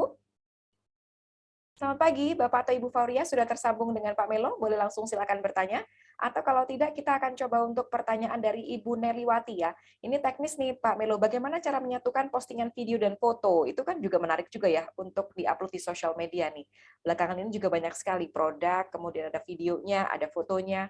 Ya, Pak Melo? Oke, Pak Milo sedang freeze. Kita akan coba untuk sambungkan kembali dan kami juga masih akan mengingatkan kembali juga kepada Bapak Ibu bahwa kita masih punya sesi untuk bertanya kepada Pak Milo ya. Jadi Bapak Ibu yang punya pertanyaan silakan langsung drop saja pertanyaannya di kolom Q&A, jangan lupa di kolom Q&A ya. Atau mungkin yang ingin bertanya langsung bisa klik tombol raise hand dan nanti di setiap sesinya bagi 5 UMKM yang paling aktif akan mendapatkan reward yang menarik. Jadi pastikan langsung saja ya bertanya. Mungkin Bapak Ibu punya pertanyaan khusus untuk Pak Melo? Ya, Pak Melo sudah bergabung kembali? Ya, Ya, maaf tadi barusan sinyalnya hilang Mbak Idri. iya, Fris, tidak apa-apa. Pak Melo, tadi Bu Neliwati bertanya bagaimana cara Ya, menyatukan postingan video dan foto. Apakah menggunakan aplikasi tersendiri mungkin yang bisa membantu melalui smartphone? Karena menarik juga ya formatnya. ya. Jadi kalau untuk menggabungkan foto dan video, karena ini sebenarnya dua media yang berbeda ya, satunya freeze diam, satunya video itu bergerak. Itu yang pertama harus pastikan dulu format ukurannya sama. Contoh ini misalkan kalau foto di Instagram itu kan cenderung formatnya square. Square. Sementara video misalkan di Instagram Reels atau Instagram Story itu cenderung format vertikal. Ya. Ya, pastikan dulu itu ukurannya sama. Kalau sudah, aplikasinya apa? Nanti ada materi saya, nanti saya bagikan juga ke panitia, bisa untuk peserta. Bapak Ibu bisa pakai aplikasi misalkan Filmora atau KineMaster untuk gabungin antara foto maupun video jadi sebuah video. Sebetulnya juga bisa Bapak Ibu kalau yang bingung bikin video, foto-foto produk Bapak Ibu yang sudah banyak dibikin slideshow berjalan, lalu dikasih iringan musik, itu sudah jadi video juga. Seperti itu Mbak. Oke. Filmora itu adalah aplikasi untuk menggabungkan hanya foto dan video saja atau bisa dipakai untuk memakai atau memproduksi video yang mudah atau tidak terlalu susah, Pak Melo, untuk mengawali sebetulnya video? Kalau Filmora ataupun KineMaster itu sudah aplikasi editing video Mbak. Jadi ini karena pertanyaannya Ibu tadi adalah menggabungkan foto dengan video, maka ya saran saya yang saya gabungkan adalah fotonya masuk ke aplikasi video, seperti itu sih. Oh, baik. Kalau khusus untuk video saja, Pak Melo, adakah mungkin aplikasi yang disarankan gitu? Ada mungkin tips dan triknya juga untuk membantu pembuatan videonya? Tadi foto sudah kita bahas ya. Kalau video bagaimana, Pak Melo? Kalau video yang saya sering pakai dua tadi Mbak yang saya sebutkan, KineMaster atau Filmora. Masing-masing ada plus minusnya. Bapak Ibu tidak harus install keduanya. Pilih salah satu. Misalkan di sini Bapak Ibu sudah banyak yang sering pakai KineMaster, ya udah lanjutkan. Lalu misalkan yang udah sering pakai Filmora lanjutkan, karena masing-masing ada plus minusnya. Tapi juga jangan sampai Bapak Ibu install keduanya lalu malah memberatkan sistem kerjanya di smartphone. Jadi nggak bisa produktif kan, seperti itu. Betul. Baik, jadi silakan dipilih salah satunya ya. Oke, tentang foto lagi, ini ada Bu Sunyi. Kalau penggunaan watermark bagaimana untuk mencegah pencurian foto kita? Apakah memang katanya watermark itu tidak disukai dan mengganggu calon pembeli di fotonya atau harus bagaimana kalau untuk penggunaan watermark, Pak Melo? Watermark bisa, kalau saya biasanya pakai dua cara, Mbak Indri. Yang pertama misalkan kita taruh di pojokan. Pojokan itu bisa kiri bawah, kanan bawah, atau kiri atas, kanan atas. Tapi itu juga masih sangat bisa. Orang Indonesia ini kan kreatif-kreatif ya. Kadang tetap diambil di cropping. Cara kedua gimana? Kita tampilkan watermark di seluruh foto berulang. Jadi kayak tulisan berulang gitu, tapi itu tipis saja. Karena kalau tulisannya terlalu tebal juga tadi yang disampaikan bahwa muncul komplain dari calon konsumen bahwa itu mengganggu kan, seperti itu. Dan ukurannya tidak terlalu besar gitu ya. Oke. Ada Ibu Ana dari Ihani bertanya, sekarang banyak video yang diambil secara sinematik, Pak. Misalnya video makanan sinematik. Nah, menurut pengamatan Pak Melo, kalau untuk jualan, apakah bagusnya video yang sinematik atau video standar tapi appetite gitu, menggugah selera? Kalau saya kembalikan dulu ke di media mana Ibu mau memakai video tersebut. Baik. Contoh paling gampang gini, dari sisi durasi saja. Ibu mau upload itu di Instagram, itu maksimal kalau saya nggak salah 30 sampai 60 detik. Tidak bisa lebih panjang. Ya. Sedangkan kalau di YouTube, Ibu misalkan mau seperti webinar ini selama 2 jam kita upload pun bisa. Baru kedua kita bicara format. Formatnya misalkan di YouTube, itu format ukuran sinematik bisa. Tapi di Instagram, pasti akan di cropping. Kalau nggak di cropping jadinya munculnya kecil. Nah, di media mana Ibu mau memanfaatkan? Nah, kalau bicara media nanti mungkin setelah ini yang Pak Arief sesinya kan. Ya.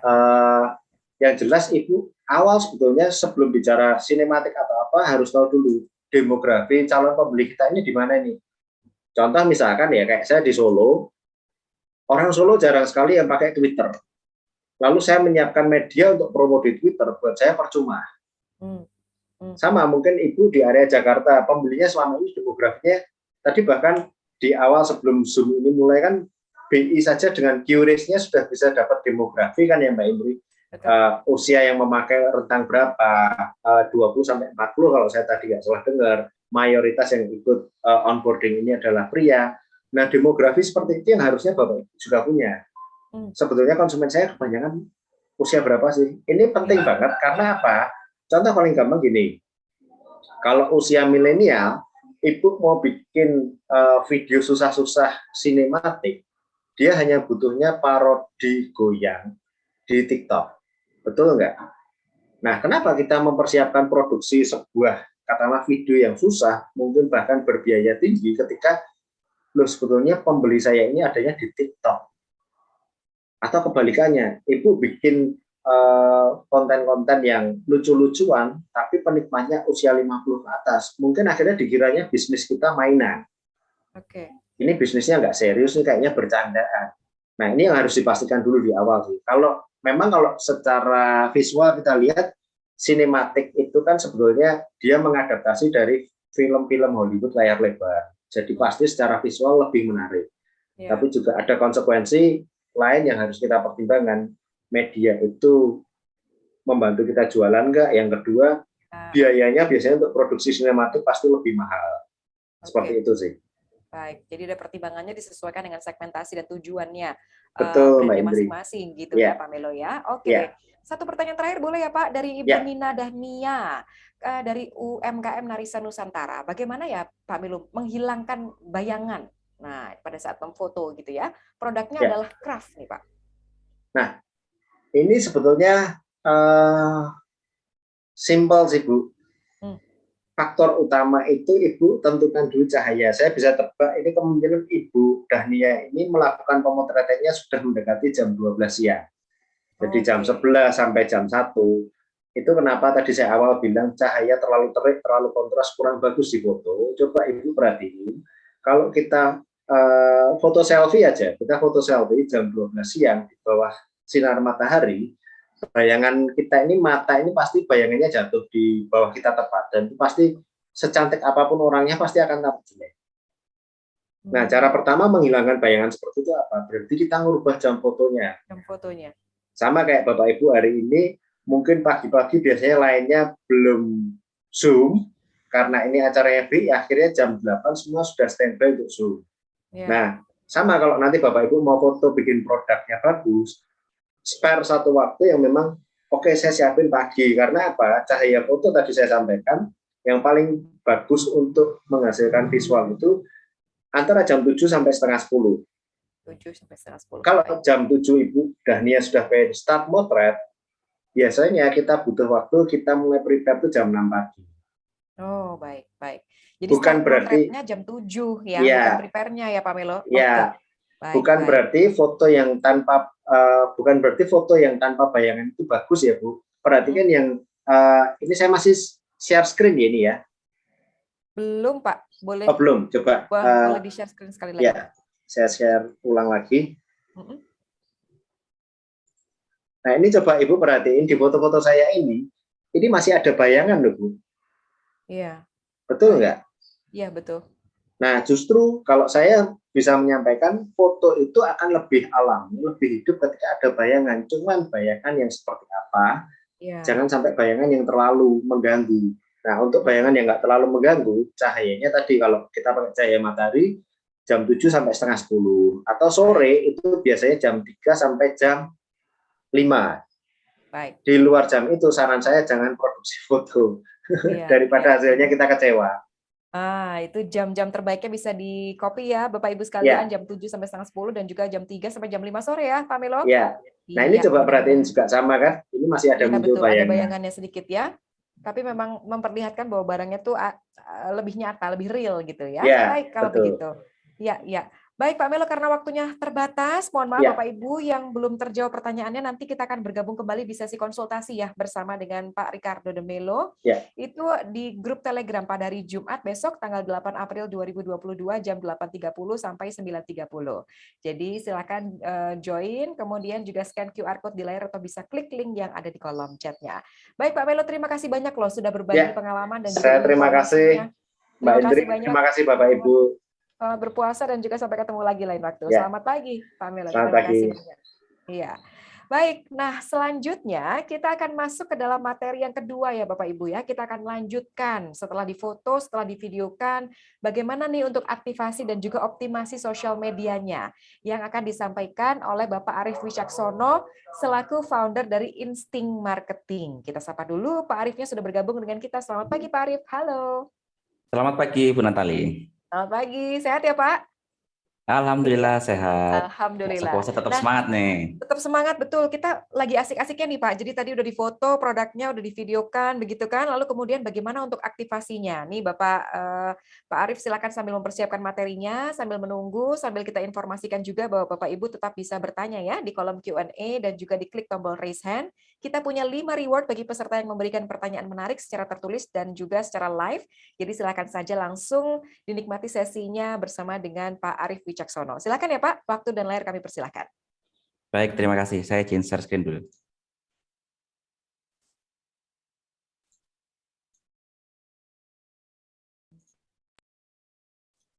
Ya, sudah Oke, terlihat. baik. Dari Share screen saya sudah kelihatan, Bu ya? Sudah? Silakan. Oke. Bismillahirrahmanirrahim. Assalamualaikum warahmatullahi wabarakatuh. Selamat pagi, Bapak Ibu. Kali ini kita akan saya sharing berkaitan dengan aktivasi dan optimasi sosial media. Karena kalau tadi sudah belajar dengan Pak Melo bagaimana kita bisa membuat sebuah foto produk, membuat sebuah konten ya yang nantinya akan kita publikasi. Nah, di sosial media adalah salah satu platform dan banyak platform ya. Dalam arti sosial media itu kan ada kumpulan banyak platform di mana nanti hasil foto produk kita, hasil konten yang kita buat, hasil desain yang kita buat, kita akan share tuh. Nah, share-nya adalah di sosial media. Nah, kali ini kita akan membahas bagaimana caranya kita bisa mengaktifasi dan optimasi sosial media kita. Baik, perkenalkan nama saya Arief Wicaksono. Di sini saya adalah founder dari Insting Marketing, di mana sejak tahun 2012 saya telah memulai di dunia digital marketing. Dan alhamdulillah di beberapa tahun terakhir saya juga sempat rilis beberapa e-course. Yang pertama ada closing hacking, kelola sosmed, mentoring, digital agency, dan beberapa private mentoring. Di sini saya seorang muslim digital marketer, advertiser, product creator, mentor, dan digital strategis sekaligus affiliate marketer. Nah, kita kembali ngomongin tentang sosial media. Ini data terbaru dari WA Sosial ya, bahwasanya di Februari 2022 di tahun ini beberapa bulan yang lalu sudah dirilis nih dari yang ada di negara Indonesia. Bahwasanya ada beberapa sosial media yang menduduki beberapa tingkat teratas. Nah, yang paling tinggi yaitu WhatsApp. Ya, di sini sekitar 88%. Dan yang kedua di sini ada Instagram, ya 84%. Jadi ada WhatsApp, Instagram, Facebook, TikTok. Nah, di sini ada beberapa kunci yang mungkin Bapak Ibu nanti bisa ambil, di mana melihat dari data yang ada dari We Are Social ini, datanya selalu update nih berkaitan dengan top 5. Nah, jadi Bapak Ibu bisa optimalkan nanti di WhatsApp, Instagram, Facebook, dan TikTok. Nah, dari data yang ada di sini juga memunculkan beberapa alasan ya, alasan-alasan mereka menggunakan sosial media. Jadi Jadi di sini ada sekian banyak alasan. Jadi alasan yang pertama, mereka atau mungkin Bapak Ibu juga punya alasan yang pertama yaitu mencari informasi. Sekarang ketika saya atau teman-teman saya atau istri saya itu mencari misalkan makanan apa yang lagi hits, misalkan kita lagi ke Jakarta nih, restoran apa yang lagi hits ya. Lalu misalkan tempat wisata apa yang lagi hits ya. Lalu misalkan kira-kira produk kita kepengen belanja produk itu biasanya sekarang sudah mulai beralih. Kalau dulu biasanya kita di Google ya, cari destinasi wisata di Jakarta. Tetapi sekarang kita mulai beralih ya. Kita beralih mencari, jadi pencarian itu kita sudah mulai beralih ke sosial media, terutama di Instagram ya. Bapak Ibu mungkin juga pernah merasakan ketika keluar kota, kepengen mencari makanan yang enak, kepengen mencari produk yang enak, tempat wisata yang bagus, itu di sosial media melihat apa? Melihat review dari orang-orang yang upload, satu itu. Yang kedua melihat misalkan dari hashtag ya, hashtag yang muncul, loh kok banyak yang menggunakan hashtag misalkan visit Jakarta, misalkan wisata Jakarta terbaik. Nah, itu kan muncul tuh. Nah, kita sudah mulai beralih. Yang awalnya kita dari Google, kita pindah nih ke sosial media. Nah, yang kedua alasannya adalah finding new ideas and inspiration. Berarti kita mencari ide dan inspirasi. Nah, kalau Bapak Ibu di sini sebagai business owner, kita juga bisa tuh memanfaatkan sosial media untuk bisa mencari ide dan inspirasi. Untuk apa saja? Yang pertama misalkan melihat kompetitor ya. Kompetitor kita geraknya seperti apa sih? Ya, kita cari misalkan produk kita kuliner misalkan ayam geprek ya. Kita lihat ayam geprek yang ada di sosial media itu bagaimana? Inovasi produknya itu bagaimana? Dan itu bisa menjadi inspirasi untuk inovasi produk kita.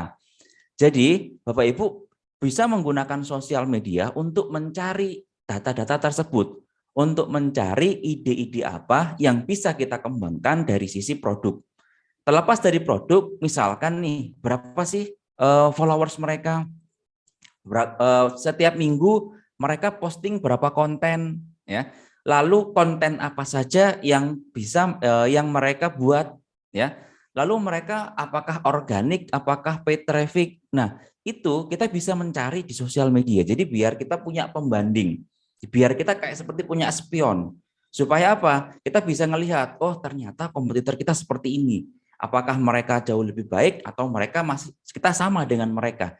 Jadi harapannya dengan sosial media kita jauh lebih aware terhadap perkembangan inovasi-inovasi produk yang ada. Terlepas dari yang ada di Indonesia, mungkin Bapak Ibu bisa nyari referensi-referensi yang ada di luar negeri, yang ada misalkan di Eropa, yang ada di Korea, bagaimana misalkan kuliner yang di Korea apa yang lagi in, itu bisa dicari di sosial media. Yang kedua adalah staying in touch with friend and family. Jadi supaya terhubung dengan kerabat ya, dengan keluarga. Nah, itu dulu sosial media adalah ini alasan yang pertama. Tetapi sekarang sudah mulai beralih. Memang tujuannya adalah engage, berinteraksi ya. Tetapi sekarang sudah mulai beralih. Orang belanja sudah ada banyak sekali di sosial media. Entah itu nanti diarahkan ke marketplace, entah itu nanti diarahkan ke WhatsApp ya. Tapi yang pasti di sosial media adalah salah satu media di mana kita bisa mendapatkan apa yang kita inginkan. Dan ada banyak waktu yang lainnya, contohnya seperti untuk menghabiskan waktu senggang ya, kita lagi servis motor, kita lagi nungguin apa, lagi di rumah sakit, lagi pokoknya sosial media pasti dibuka ya. Nah, di sini juga ada beberapa data bahwasannya di Indonesia itu penggunanya rata-rata menghabiskan waktu keseluruhan untuk di internet itu 8 jam, sama seperti bekerja. Dalam waktu 1 kali 24 jam, minimal 8 jam 36 menit orang aktif di internet. Ya, yang ada di TV itu malah cuma 2 jam. Dan sekarang sudah beralih kan ke mana? Ke YouTube. Ya, atau ke misalkan ke video yang ada di HP, yang ada di TV, yang ada di misalkan di laptop dan lain sebagainya. Jadi sudah mulai beralih nih. Dan rata-rata yang menggunakan sosial media itu sekitar 3 jam. Berarti 5 jam mereka untuk stalking, ya, mereka misalkan googling, mereka membuka website dan lain sebagainya. Dan 3 jam itu mereka fokus, mereka menggunakan sosial media dan banyak beberapa data yang lainnya. Ini data ini semakin menguatkan bahwasannya di era sekarang, di zaman sekarang, kita harus mengoptimalkan, ya, kita harus mengoptimasi sosial media. Dulu sosial media hanya untuk keperluan pribadi. Nah, sekarang bisnis itu wajib punya sosial media. Nah, sekarang saya tanya, kira-kira brand gede apa yang tidak mengoptimalkan sosial media? Seperti Bank Indonesia, kita tahu Bank Indonesia adalah misalkan salah satu bank terbesar, ya misalnya seperti itu. Nah, tetapi tetap menggunakan sosial media untuk bisa berinteraksi, untuk bisa menjangkau audiensnya. Oke. Nah, di sini saya ingin tanya nih, siapa saja Bapak Ibu yang di sini yang sudah mengoptimalkan sosial medianya sebagai salah satu cara untuk mendapatkan customer? Ayo, siapa saja yang sudah mengoptimalkan sosial medianya sebagai salah satu untuk mendapatkan customer? Nah, ini sudah banyak nih ya. Jadi sudah banyak yang menggunakan sosial media untuk mengoptimalkan, untuk mendapatkan customer. Nah, sekarang saya tanya lagi, dari sekian banyak sosial media, kira-kira Bapak Ibu sosial media mana yang saat ini sudah digunakan? Kan ada Facebook, ada Instagram, ada TikTok, ada Twitter, ada WhatsApp, ada YouTube, ya. Saat ini Bapak Ibu sudah menggunakan sosial media yang mana? Instagram, IG, WA, TikTok, WA bisnis, ya. Instagram semua sudah digunakan. Oke. Terus, wah banyak nih. Tapi rata-rata masih fokus di mungkin dua atau tiga. Bisa di Instagram, ya. Bisa juga di mana, di Facebook, bisa juga di TikTok, ya. Tetapi mungkin Bapak Ibu merasa di TikTok saya belum masuk, ya. Di TikTok audiensnya alay, ya. Di TikTok audiensnya anak-anak, ya. Di TikTok kontennya joget-joget. Ada yang merasa seperti itu sekarang? Ya. Jadi memang di awal-awal seperti Facebook, seperti Instagram, seperti TikTok, ya Twitter dan lain sebagainya itu mencari pola, ya. Hingga sekarang audiensnya itu sudah mulai terbentuk, sudah mulai teredukasi, sudah mulai menjadi sebuah platform yang saat ini kita wajib ada di situ, ya. Nah, sekarang saya tanya lagi, kalau tadi Bapak Ibu sudah mengoptimalkan, oke. Yang kedua, platform sosial media apa saja yang digunakan sudah menyebutkan. Kira-kira sekarang saya ingin bertanya lagi, apa pentingnya sosial media untuk bisnis kita? Ayo silakan dijawab. Kira-kira sepenting apa sih, seberapa penting sih sosial media untuk bisnis kita? Saya kepingin tahu nih, kira-kira apa jawaban Ibu? Dari Ibu Lestari untuk marketing. Ada yang lain? Branding, marketing, terus iklan, ya, memperkenalkan produk, terus memasarkan, untuk penjualan, untuk katalog, ya, untuk promosi, terus apalagi selling, ada lagi flyer, mencari pangsa, engagement, ada lagi menjangkau customer yang lebih luas, ya, omsetnya biar naik. Wah, ini sudah mindsetnya sudah pada benar nih, sudah bagus sekali nih, bahwasanya sosial media itu penting banget untuk inspirasi, betul, ya, untuk menawarkan produk. Ada lagi brand awareness, ya, untuk kelanjutan edukasi. Wah, banyak, supaya viral, betul. Semua tidak ada yang salah, bahwasanya sosial media itu sekarang tidak ada batasannya. Tidak ada batasannya mau membuat konten seperti apapun, tidak ada batasan. Memang diatur oleh negara, ada undang-undang ITE. Tetapi untuk bisnis kita itu tidak ada batasannya, kita mau membuat konten seperti apa, yang penting bisa menggambarkan, yang penting brandingnya sesuai apa yang kita harapkan. Jadi sosial media bukan lagi positioningnya bagi seorang pebisnis hanya sekedar posting katalog, ya, bukan hanya sekedar posting, tetapi kita perlu aktivasi, ya. Ngomong-ngomong tentang aktivasi, kita benar-benar harus konsisten, harus aktif, ya. Sekarang kita Bapak Ibu coba harus optimalkan, harus aktivasi bahwasanya misalkan targetnya adalah one day one post. Jadi satu hari satu kali posting, ya, entah itu mau di sosial media yang mana. Bapak Ibu tinggal pilih. Hari ini posting di Instagram, hari ini posting di TikTok, besok posting di Facebook. Pokoknya Bapak Ibu harus bisa konsisten untuk posting. Namanya aktivasi, kita harus benar-benar mengaktifasi supaya apa? Ketika ada orang berkunjung ke sosial media kita, ketika ada orang mencari hashtag dan mengunjungi visit profile yang mengunjungi profile kita, mereka tahu bahwasannya terakhir kita posting itu kapan. Nah, sekarang kalau seandainya kita punya bisnis, kepingin bisnis kita laris, ya, kepingin bisnis kita omsetnya tinggi, ya, tetapi secara digital bahwasanya kita kepingin hal-hal yang tadi saya sebutkan, kita nggak aktif di sosial media. Terakhir posting 2020. Ayo di sini siapa yang terakhir posting di Instagram bisnisnya tahun 2020? Ayo ngaku. Nah, yang kedua, terakhir posting tahun 2021, udah setahun yang lalu. Oke, kalau Desember masih beberapa bulan. Dan ini sebisa mungkin Bapak Ibu tidak melakukan hal ini. Karena apa? Kita kan kepengen dikenal, kita kepengen branding, kita kepengen marketing. Bagaimana kita bisa mengharapkan selling kalau di sosial media kita nggak aktif, ya? Meskipun Bapak Ibu mencoba aktif di marketplace, saya fokusnya di marketplace, Mas, nggak apa-apa. Tetapi sekali lagi di sosial media itu orang-orang mencari informasi, entah itu tutorial, entah itu ide produk dan lain sebagainya, itu di sosial media. Closingnya di marketplace nggak ada masalah. Yang penting apapun bisnis kita, sebisa mungkin kita bisa mengaktifasi bisnis kita di sosial media. Nah, ini dia beberapa alasan dan banyak alasan lainnya. Jadi saya mempunyai 4 alasan pentingnya sosial media untuk bisnis kita. Yang pertama adalah awareness. Tadi yang Bapak Ibu sebutkan benar, brand awareness. Bagaimana kita bisa meningkatkan kesadaran merek, ya, atau reputasi merek kita di benak customer. Ingat ya, brand kita terlihat bagus, brand kita bagus, itu ada di benak customer, bukan dari sisi brand owner, ya. Yang menilai bagus tidaknya itu adalah customer. Makanya brand awareness harus benar-benar ditingkatkan.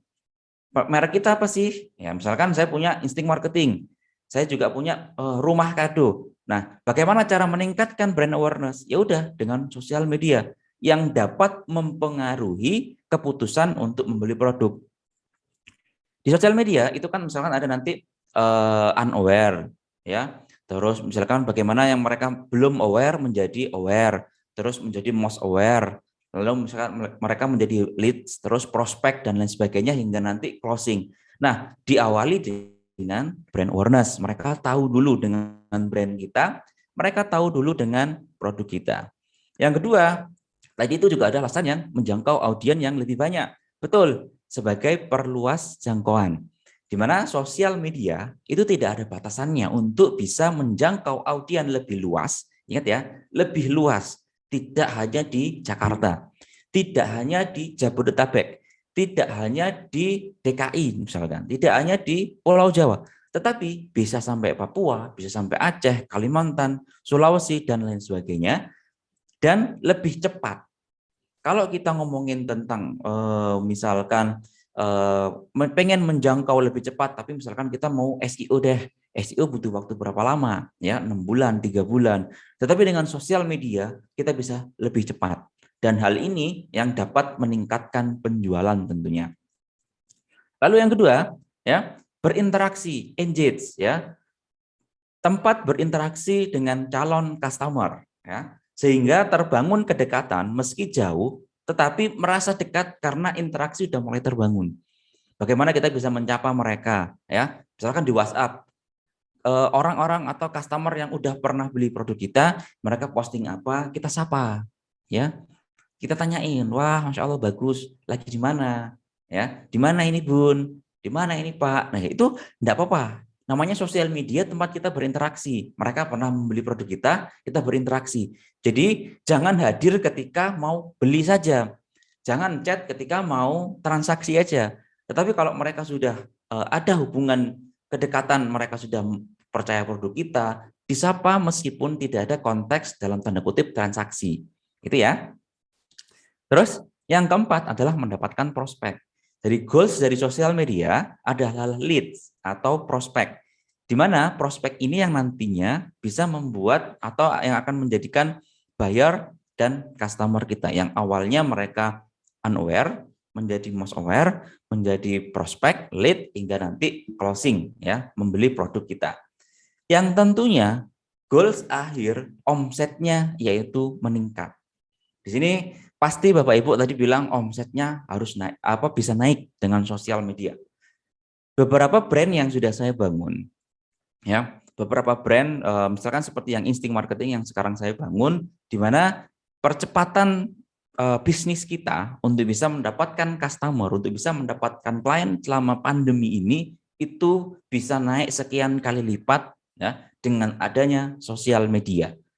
Ya, mereka misalkan kebutuhan dari klien-klien kita bagaimana sosial medianya aktif. Ya udah, berarti bagaimana caranya kita bisa mendapatkan calon-calon klien kita, calon-calon customer kita supaya menggunakan jasa kita yang bisa omsetnya misalkan untuk branding, yang bisa untuk selling, yang bisa untuk marketing, yang nanti goals-nya adalah bagaimana bisa meningkatkan revenue, omsetnya bisa meningkat. Nah, sekarang saya ingin bertanya, ya, kalau tadi saya belum optimal, ya, oke, belum optimal, berarti brandingnya, sellingnya masih belum. Terus ada juga bilang, saya sudah optimal, saya sudah menggunakan sosial media, Mas, ya, tetapi kenapa omset saya nggak naik, ya? Kenapa brand saya nggak gede-gede? Kenapa bisnis saya nggak bertumbuh? Kenapa? Pokok banyak pertanyaan-pertanyaan yang ekspektasi kita bahwasanya kita kepengen omset 100 juta, kita kepengen omset 500 juta, kita kepengen omset 1 M. Untuk mencapai itu, ya, kita kepengen menggunakan sosial media. Tetapi Mas, kok berat banget? Kok berat banget untuk mencapai ke sana? Nah, sekarang saya ingin bertanya ke Bapak Ibu, ya, tentang jangkauan. Tadi kan ada reach, ya. Sudah berapa jangkauan, ya? Sudah menjangkau berapa banyak audien yang tahu produk kita, ya? Itu harus dicek. Coba buka insight-nya. Coba buka wawasan dari Instagram bisnis atau TikTok atau Facebook Bapak Ibu, dilihat. Minggu ini sudah menjangkau berapa audiens, ya. Itu baru nanti cek jangkauan aja. Impresinya berapa? Mereka membuka akun kita, mereka melihat akun kita, mereka misalkan nge-like, share, komen, save. Nah, itu kita lihat. Kita bisa evaluasi week by week, minggu per minggu, ya, tentang jangkauan. Ngomongin tentang jangkauan, lalu kita naik ke traffic, ya. Berapa yang visit profil? Berapa yang mengunjungi Instagram kita? Berapa follower kenaikannya? Ya. Sekarang sudah berapa audien total? Selama 1 minggu itu berapa? Lalu Bapak Ibu dari reach ini, ya, dari reach, traffic, lalu ke leads. Berapa leads yang dihasilkan dari orang-orang yang tertarik dengan produk Anda? 3 ini silakan Bapak Ibu cek selama seminggu terakhir. Silakan Bapak Ibu cek selama 14 hari, kan di sosial media kan bisa 7 hari, 14 hari, 30 hari, ya. Atau setahun mungkin bisa, ya. Jadi dicek, kita kepengen dapat sekian leads tetapi trafficnya sedikit.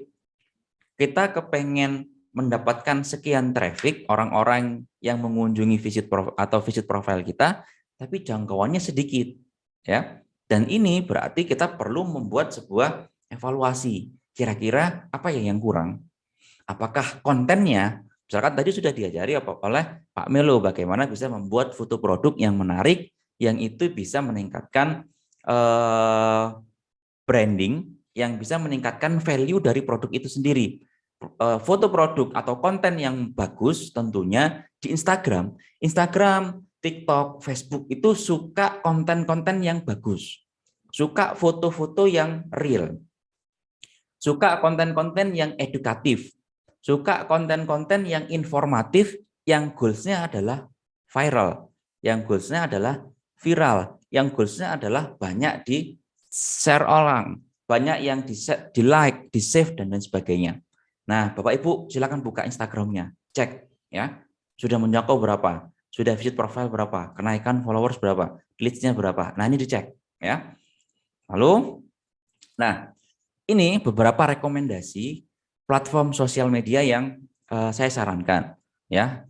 Ini yang berkaitan bagaimana kita bisa nge-share konten kita ya.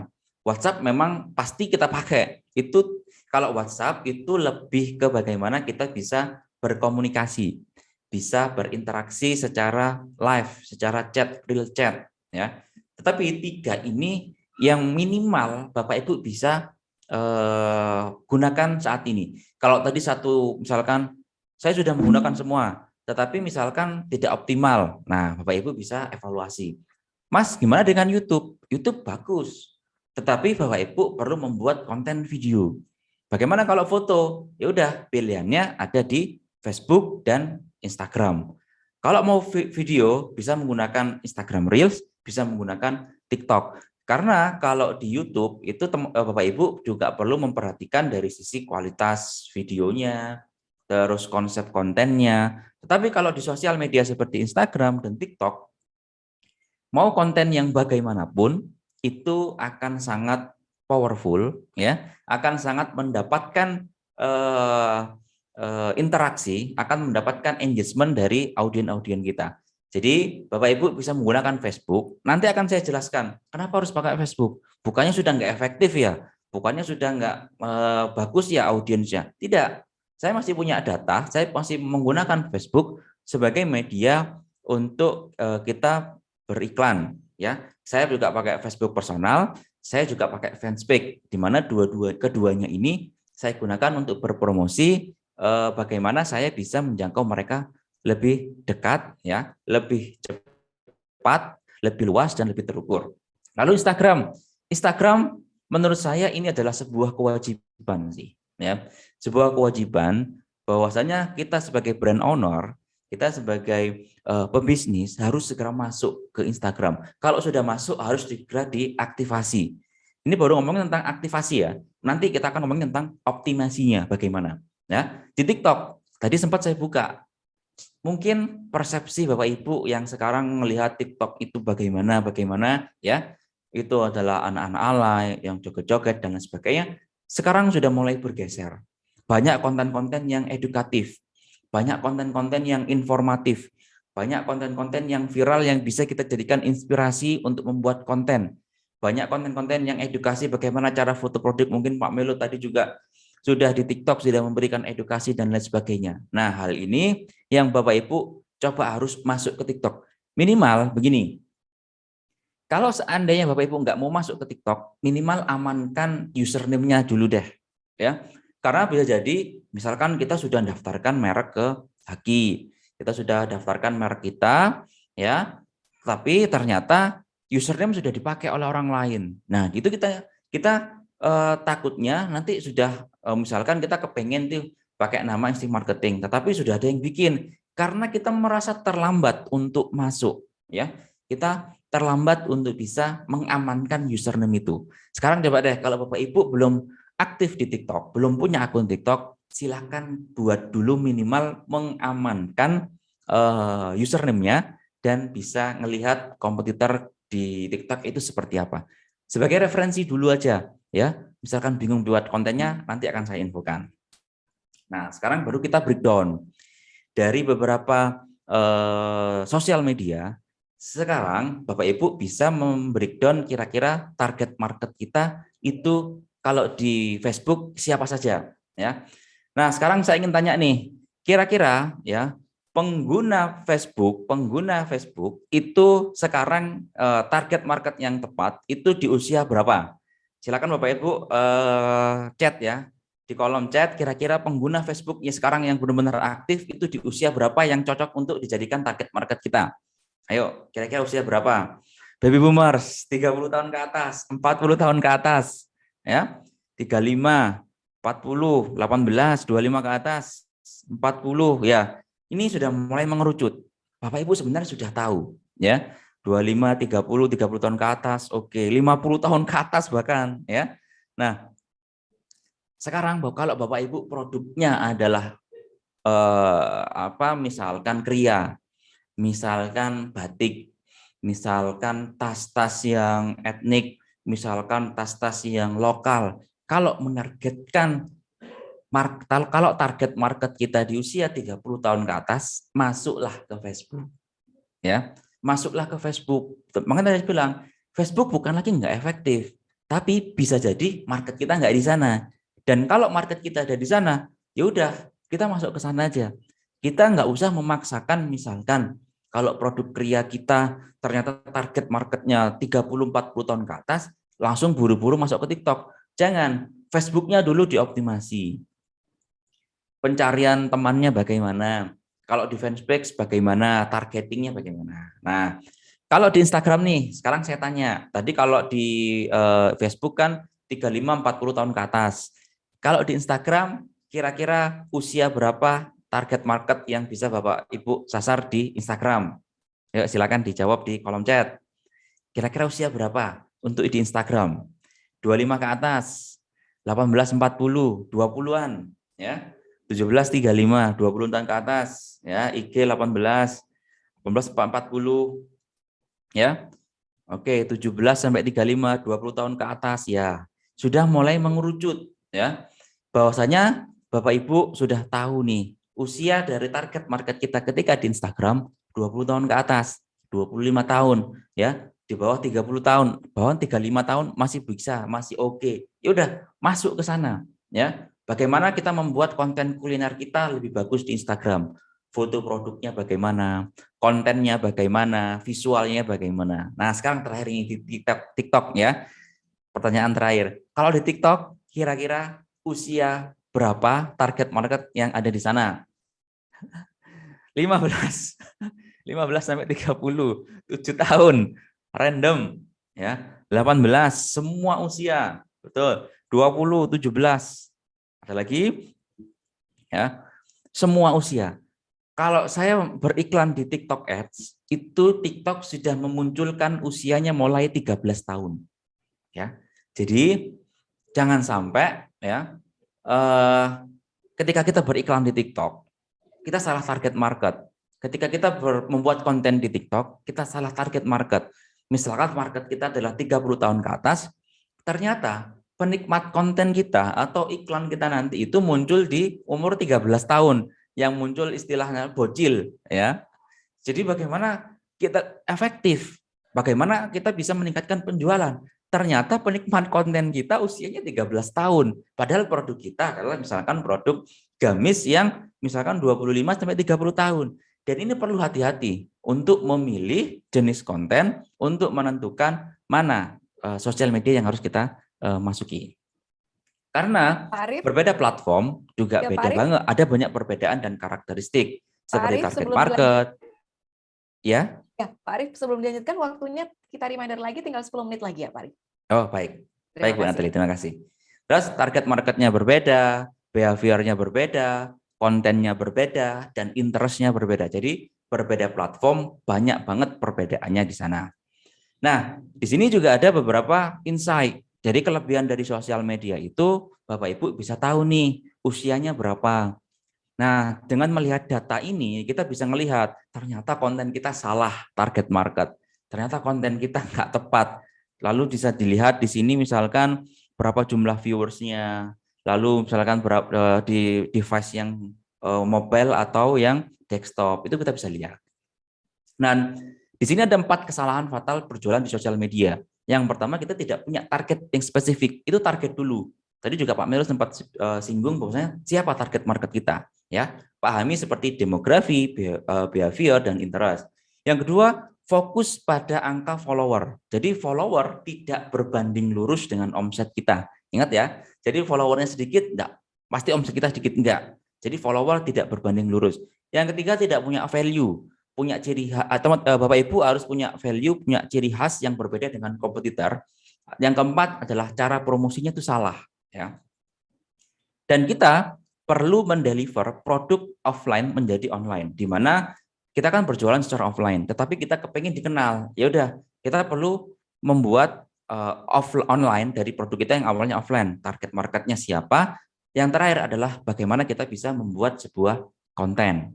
Jadi konten yang bagus itu berpotensi untuk viral. Ketika satu orang sudah suka dengan kita, mereka nge-share, mereka like, mereka save, itu algoritma Facebook, algoritma TikTok akan membuat konten ini menjadi lebih luas lagi jangkauannya, lebih viral lagi.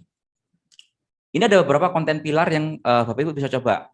Jadi di Instagram jangan posting produk terus, bisa diselingi dengan konten produk, bisa diselingi dengan konten edukasi, interaksi, games, dan giveaway. Ya, giveaway ini Bapak Ibu nggak perlu siapkan hadiah yang aneh-aneh. Saya pernah ngadain giveaway, hadiahnya 1 dus mie instan, ya. Kita pernah seperti itu, dan itu banyak banget yang ikut, ya. Jadi bisa diganti-ganti, bisa divariasikan konten-kontennya. Dan ini adalah contoh pie kontennya. Misalkan kita punya produk skincare, kita bisa tips memilih bedak, fun fact tentang jerawat, cara memilih sunscreen, misalkan cara pembayarannya, diskon ongkir, tips perawatan wajah berjerawat, mitos misalkan makan kacang jadi jerawatan, terus jenis-jenis kulit yang sensitif. Jadi Bapak Ibu bisa membuat konten-konten edukasi. Jadi tidak melulu posting skincare-nya aja, tidak melulu posting produknya aja. Ya. Lalu Bapak Ibu juga bisa cek nih di jam prime time. Bisa dilihat di Instagramnya sekarang, di TikToknya sekarang, jam berapakah mereka paling aktif. Misalkan ini jam 6 malam. Terus di sini ada jam 7, jam 8 malam yang paling tinggi. Ya udah, kita bisa posting 1 jam sebelumnya supaya apa? Supaya nanti jam 6, jam 8 itu bisa aktif. Follower kita itu benar-benar aktif di sana. Di sini saya ibaratkan traffic ya. Kita memilih jalan raya dan memilih jalan tol. Kalau di jalan raya itu kita bisa berpotensi menemukan kemacetan, banyak orang dan lain sebagainya. Dan di jalan tol itu kita bisa jalannya lebih cepat. Kita nyampainya lebih cepat meskipun goal kita sama. Misalkan dari Jakarta mau ke Bandung, kita bisa memilih lewat jalan raya yang di bawah atau jalan tol. Dan saya ibaratkan di jalan raya itu adalah cara organik. Dan di jalan tol adalah paid traffic. Di organik kita nggak perlu bayar, tetapi jalan tol kita bayar. Tetapi apa? Jalannya lebih nyampainya lebih cepat, ya, waktunya lebih hemat, BBM-nya mungkin bisa jauh lebih mahal, tetapi kita membayar waktu, ya, kita perlu membayar tol di sana. Nah, jadi Bapak Ibu bisa memikirkan kira-kira kapan tuh akan menggunakan paid traffic dengan cara memboost post Instagram kita.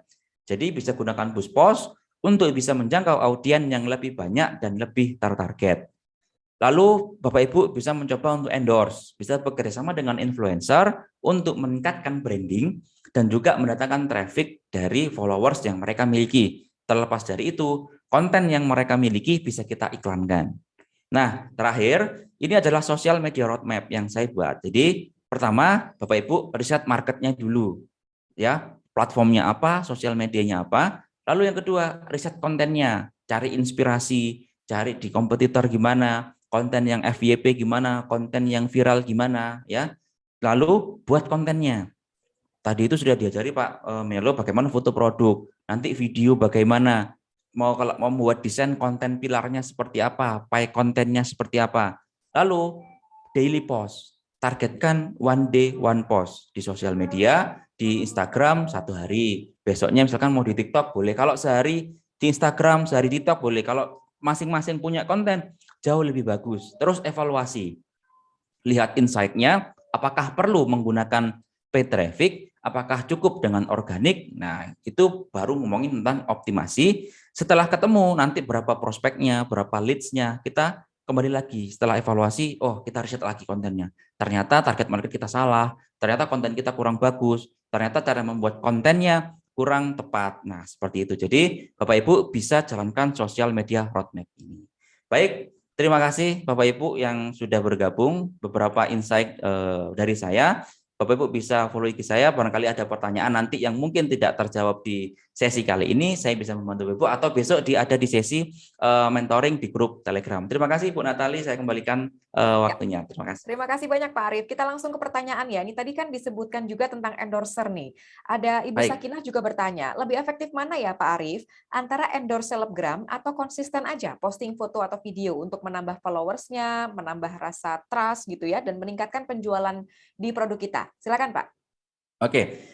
Untuk tingkat keefektivitasannya, kita perlu lagi tadi itu melihat evaluasi dari insight, dari wawasan yang ada di situ. Apakah dengan cara organik yang kita rajin daily posting tadi itu Ya. cukup, trafficnya cukup, pencarian hashtagnya mudah ditemukan, atau hashtag kita lebih targeted. Dan kita perlu testing. Jadi untuk memastikan mana yang lebih efektif, kita perlu testing. Di selebgram atau endorse tadi itu, kita kan bisa mendapatkan traffic dari mereka. Ya. Dan saya sarankan tidak langsung menggunakan artis, tidak selalu menggunakan selebgram yang followersnya jutaan. Pakai atau pilih selebgram yang mikro atau yang nano, yang di bawah 10K. Itu tingkat engagement-nya, ya, visit profilnya dari mereka jauh lebih tinggi. Jadi, baik. iya, itu sangat sudah setiap bulan, bahkan setiap bulan kita selalu endorse.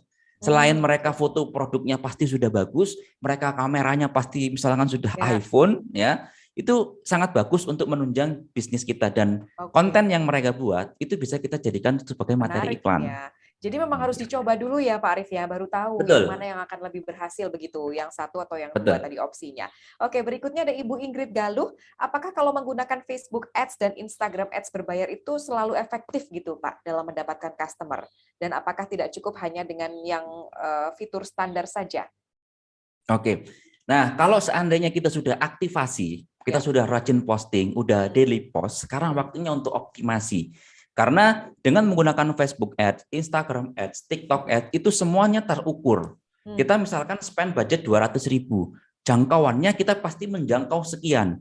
Nah, tinggal bagaimana kontennya. Tadi ketika kita sudah tahu platformnya, sudah tahu channelnya, tinggal bagaimana kontennya. Nah, konten tadi itu yang bisa kita boost, yang bisa kita iklankan.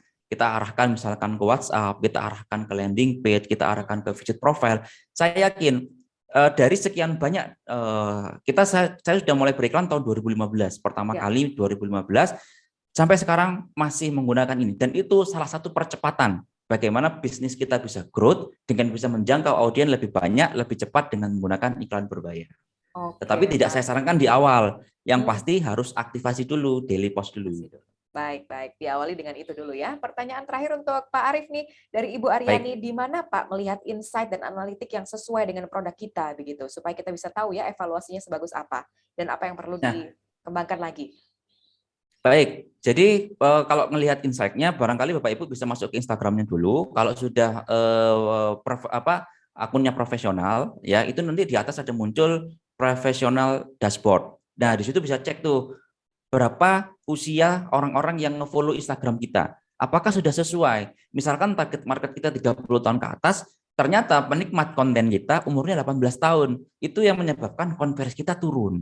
Nah, barangkali tadi itu endorser kita ternyata targetnya salah. Atau iklan kita, jadi ketika kita beriklan, itu bisa memilih target umur tertentu, supaya nggak kena di umur tadi itu.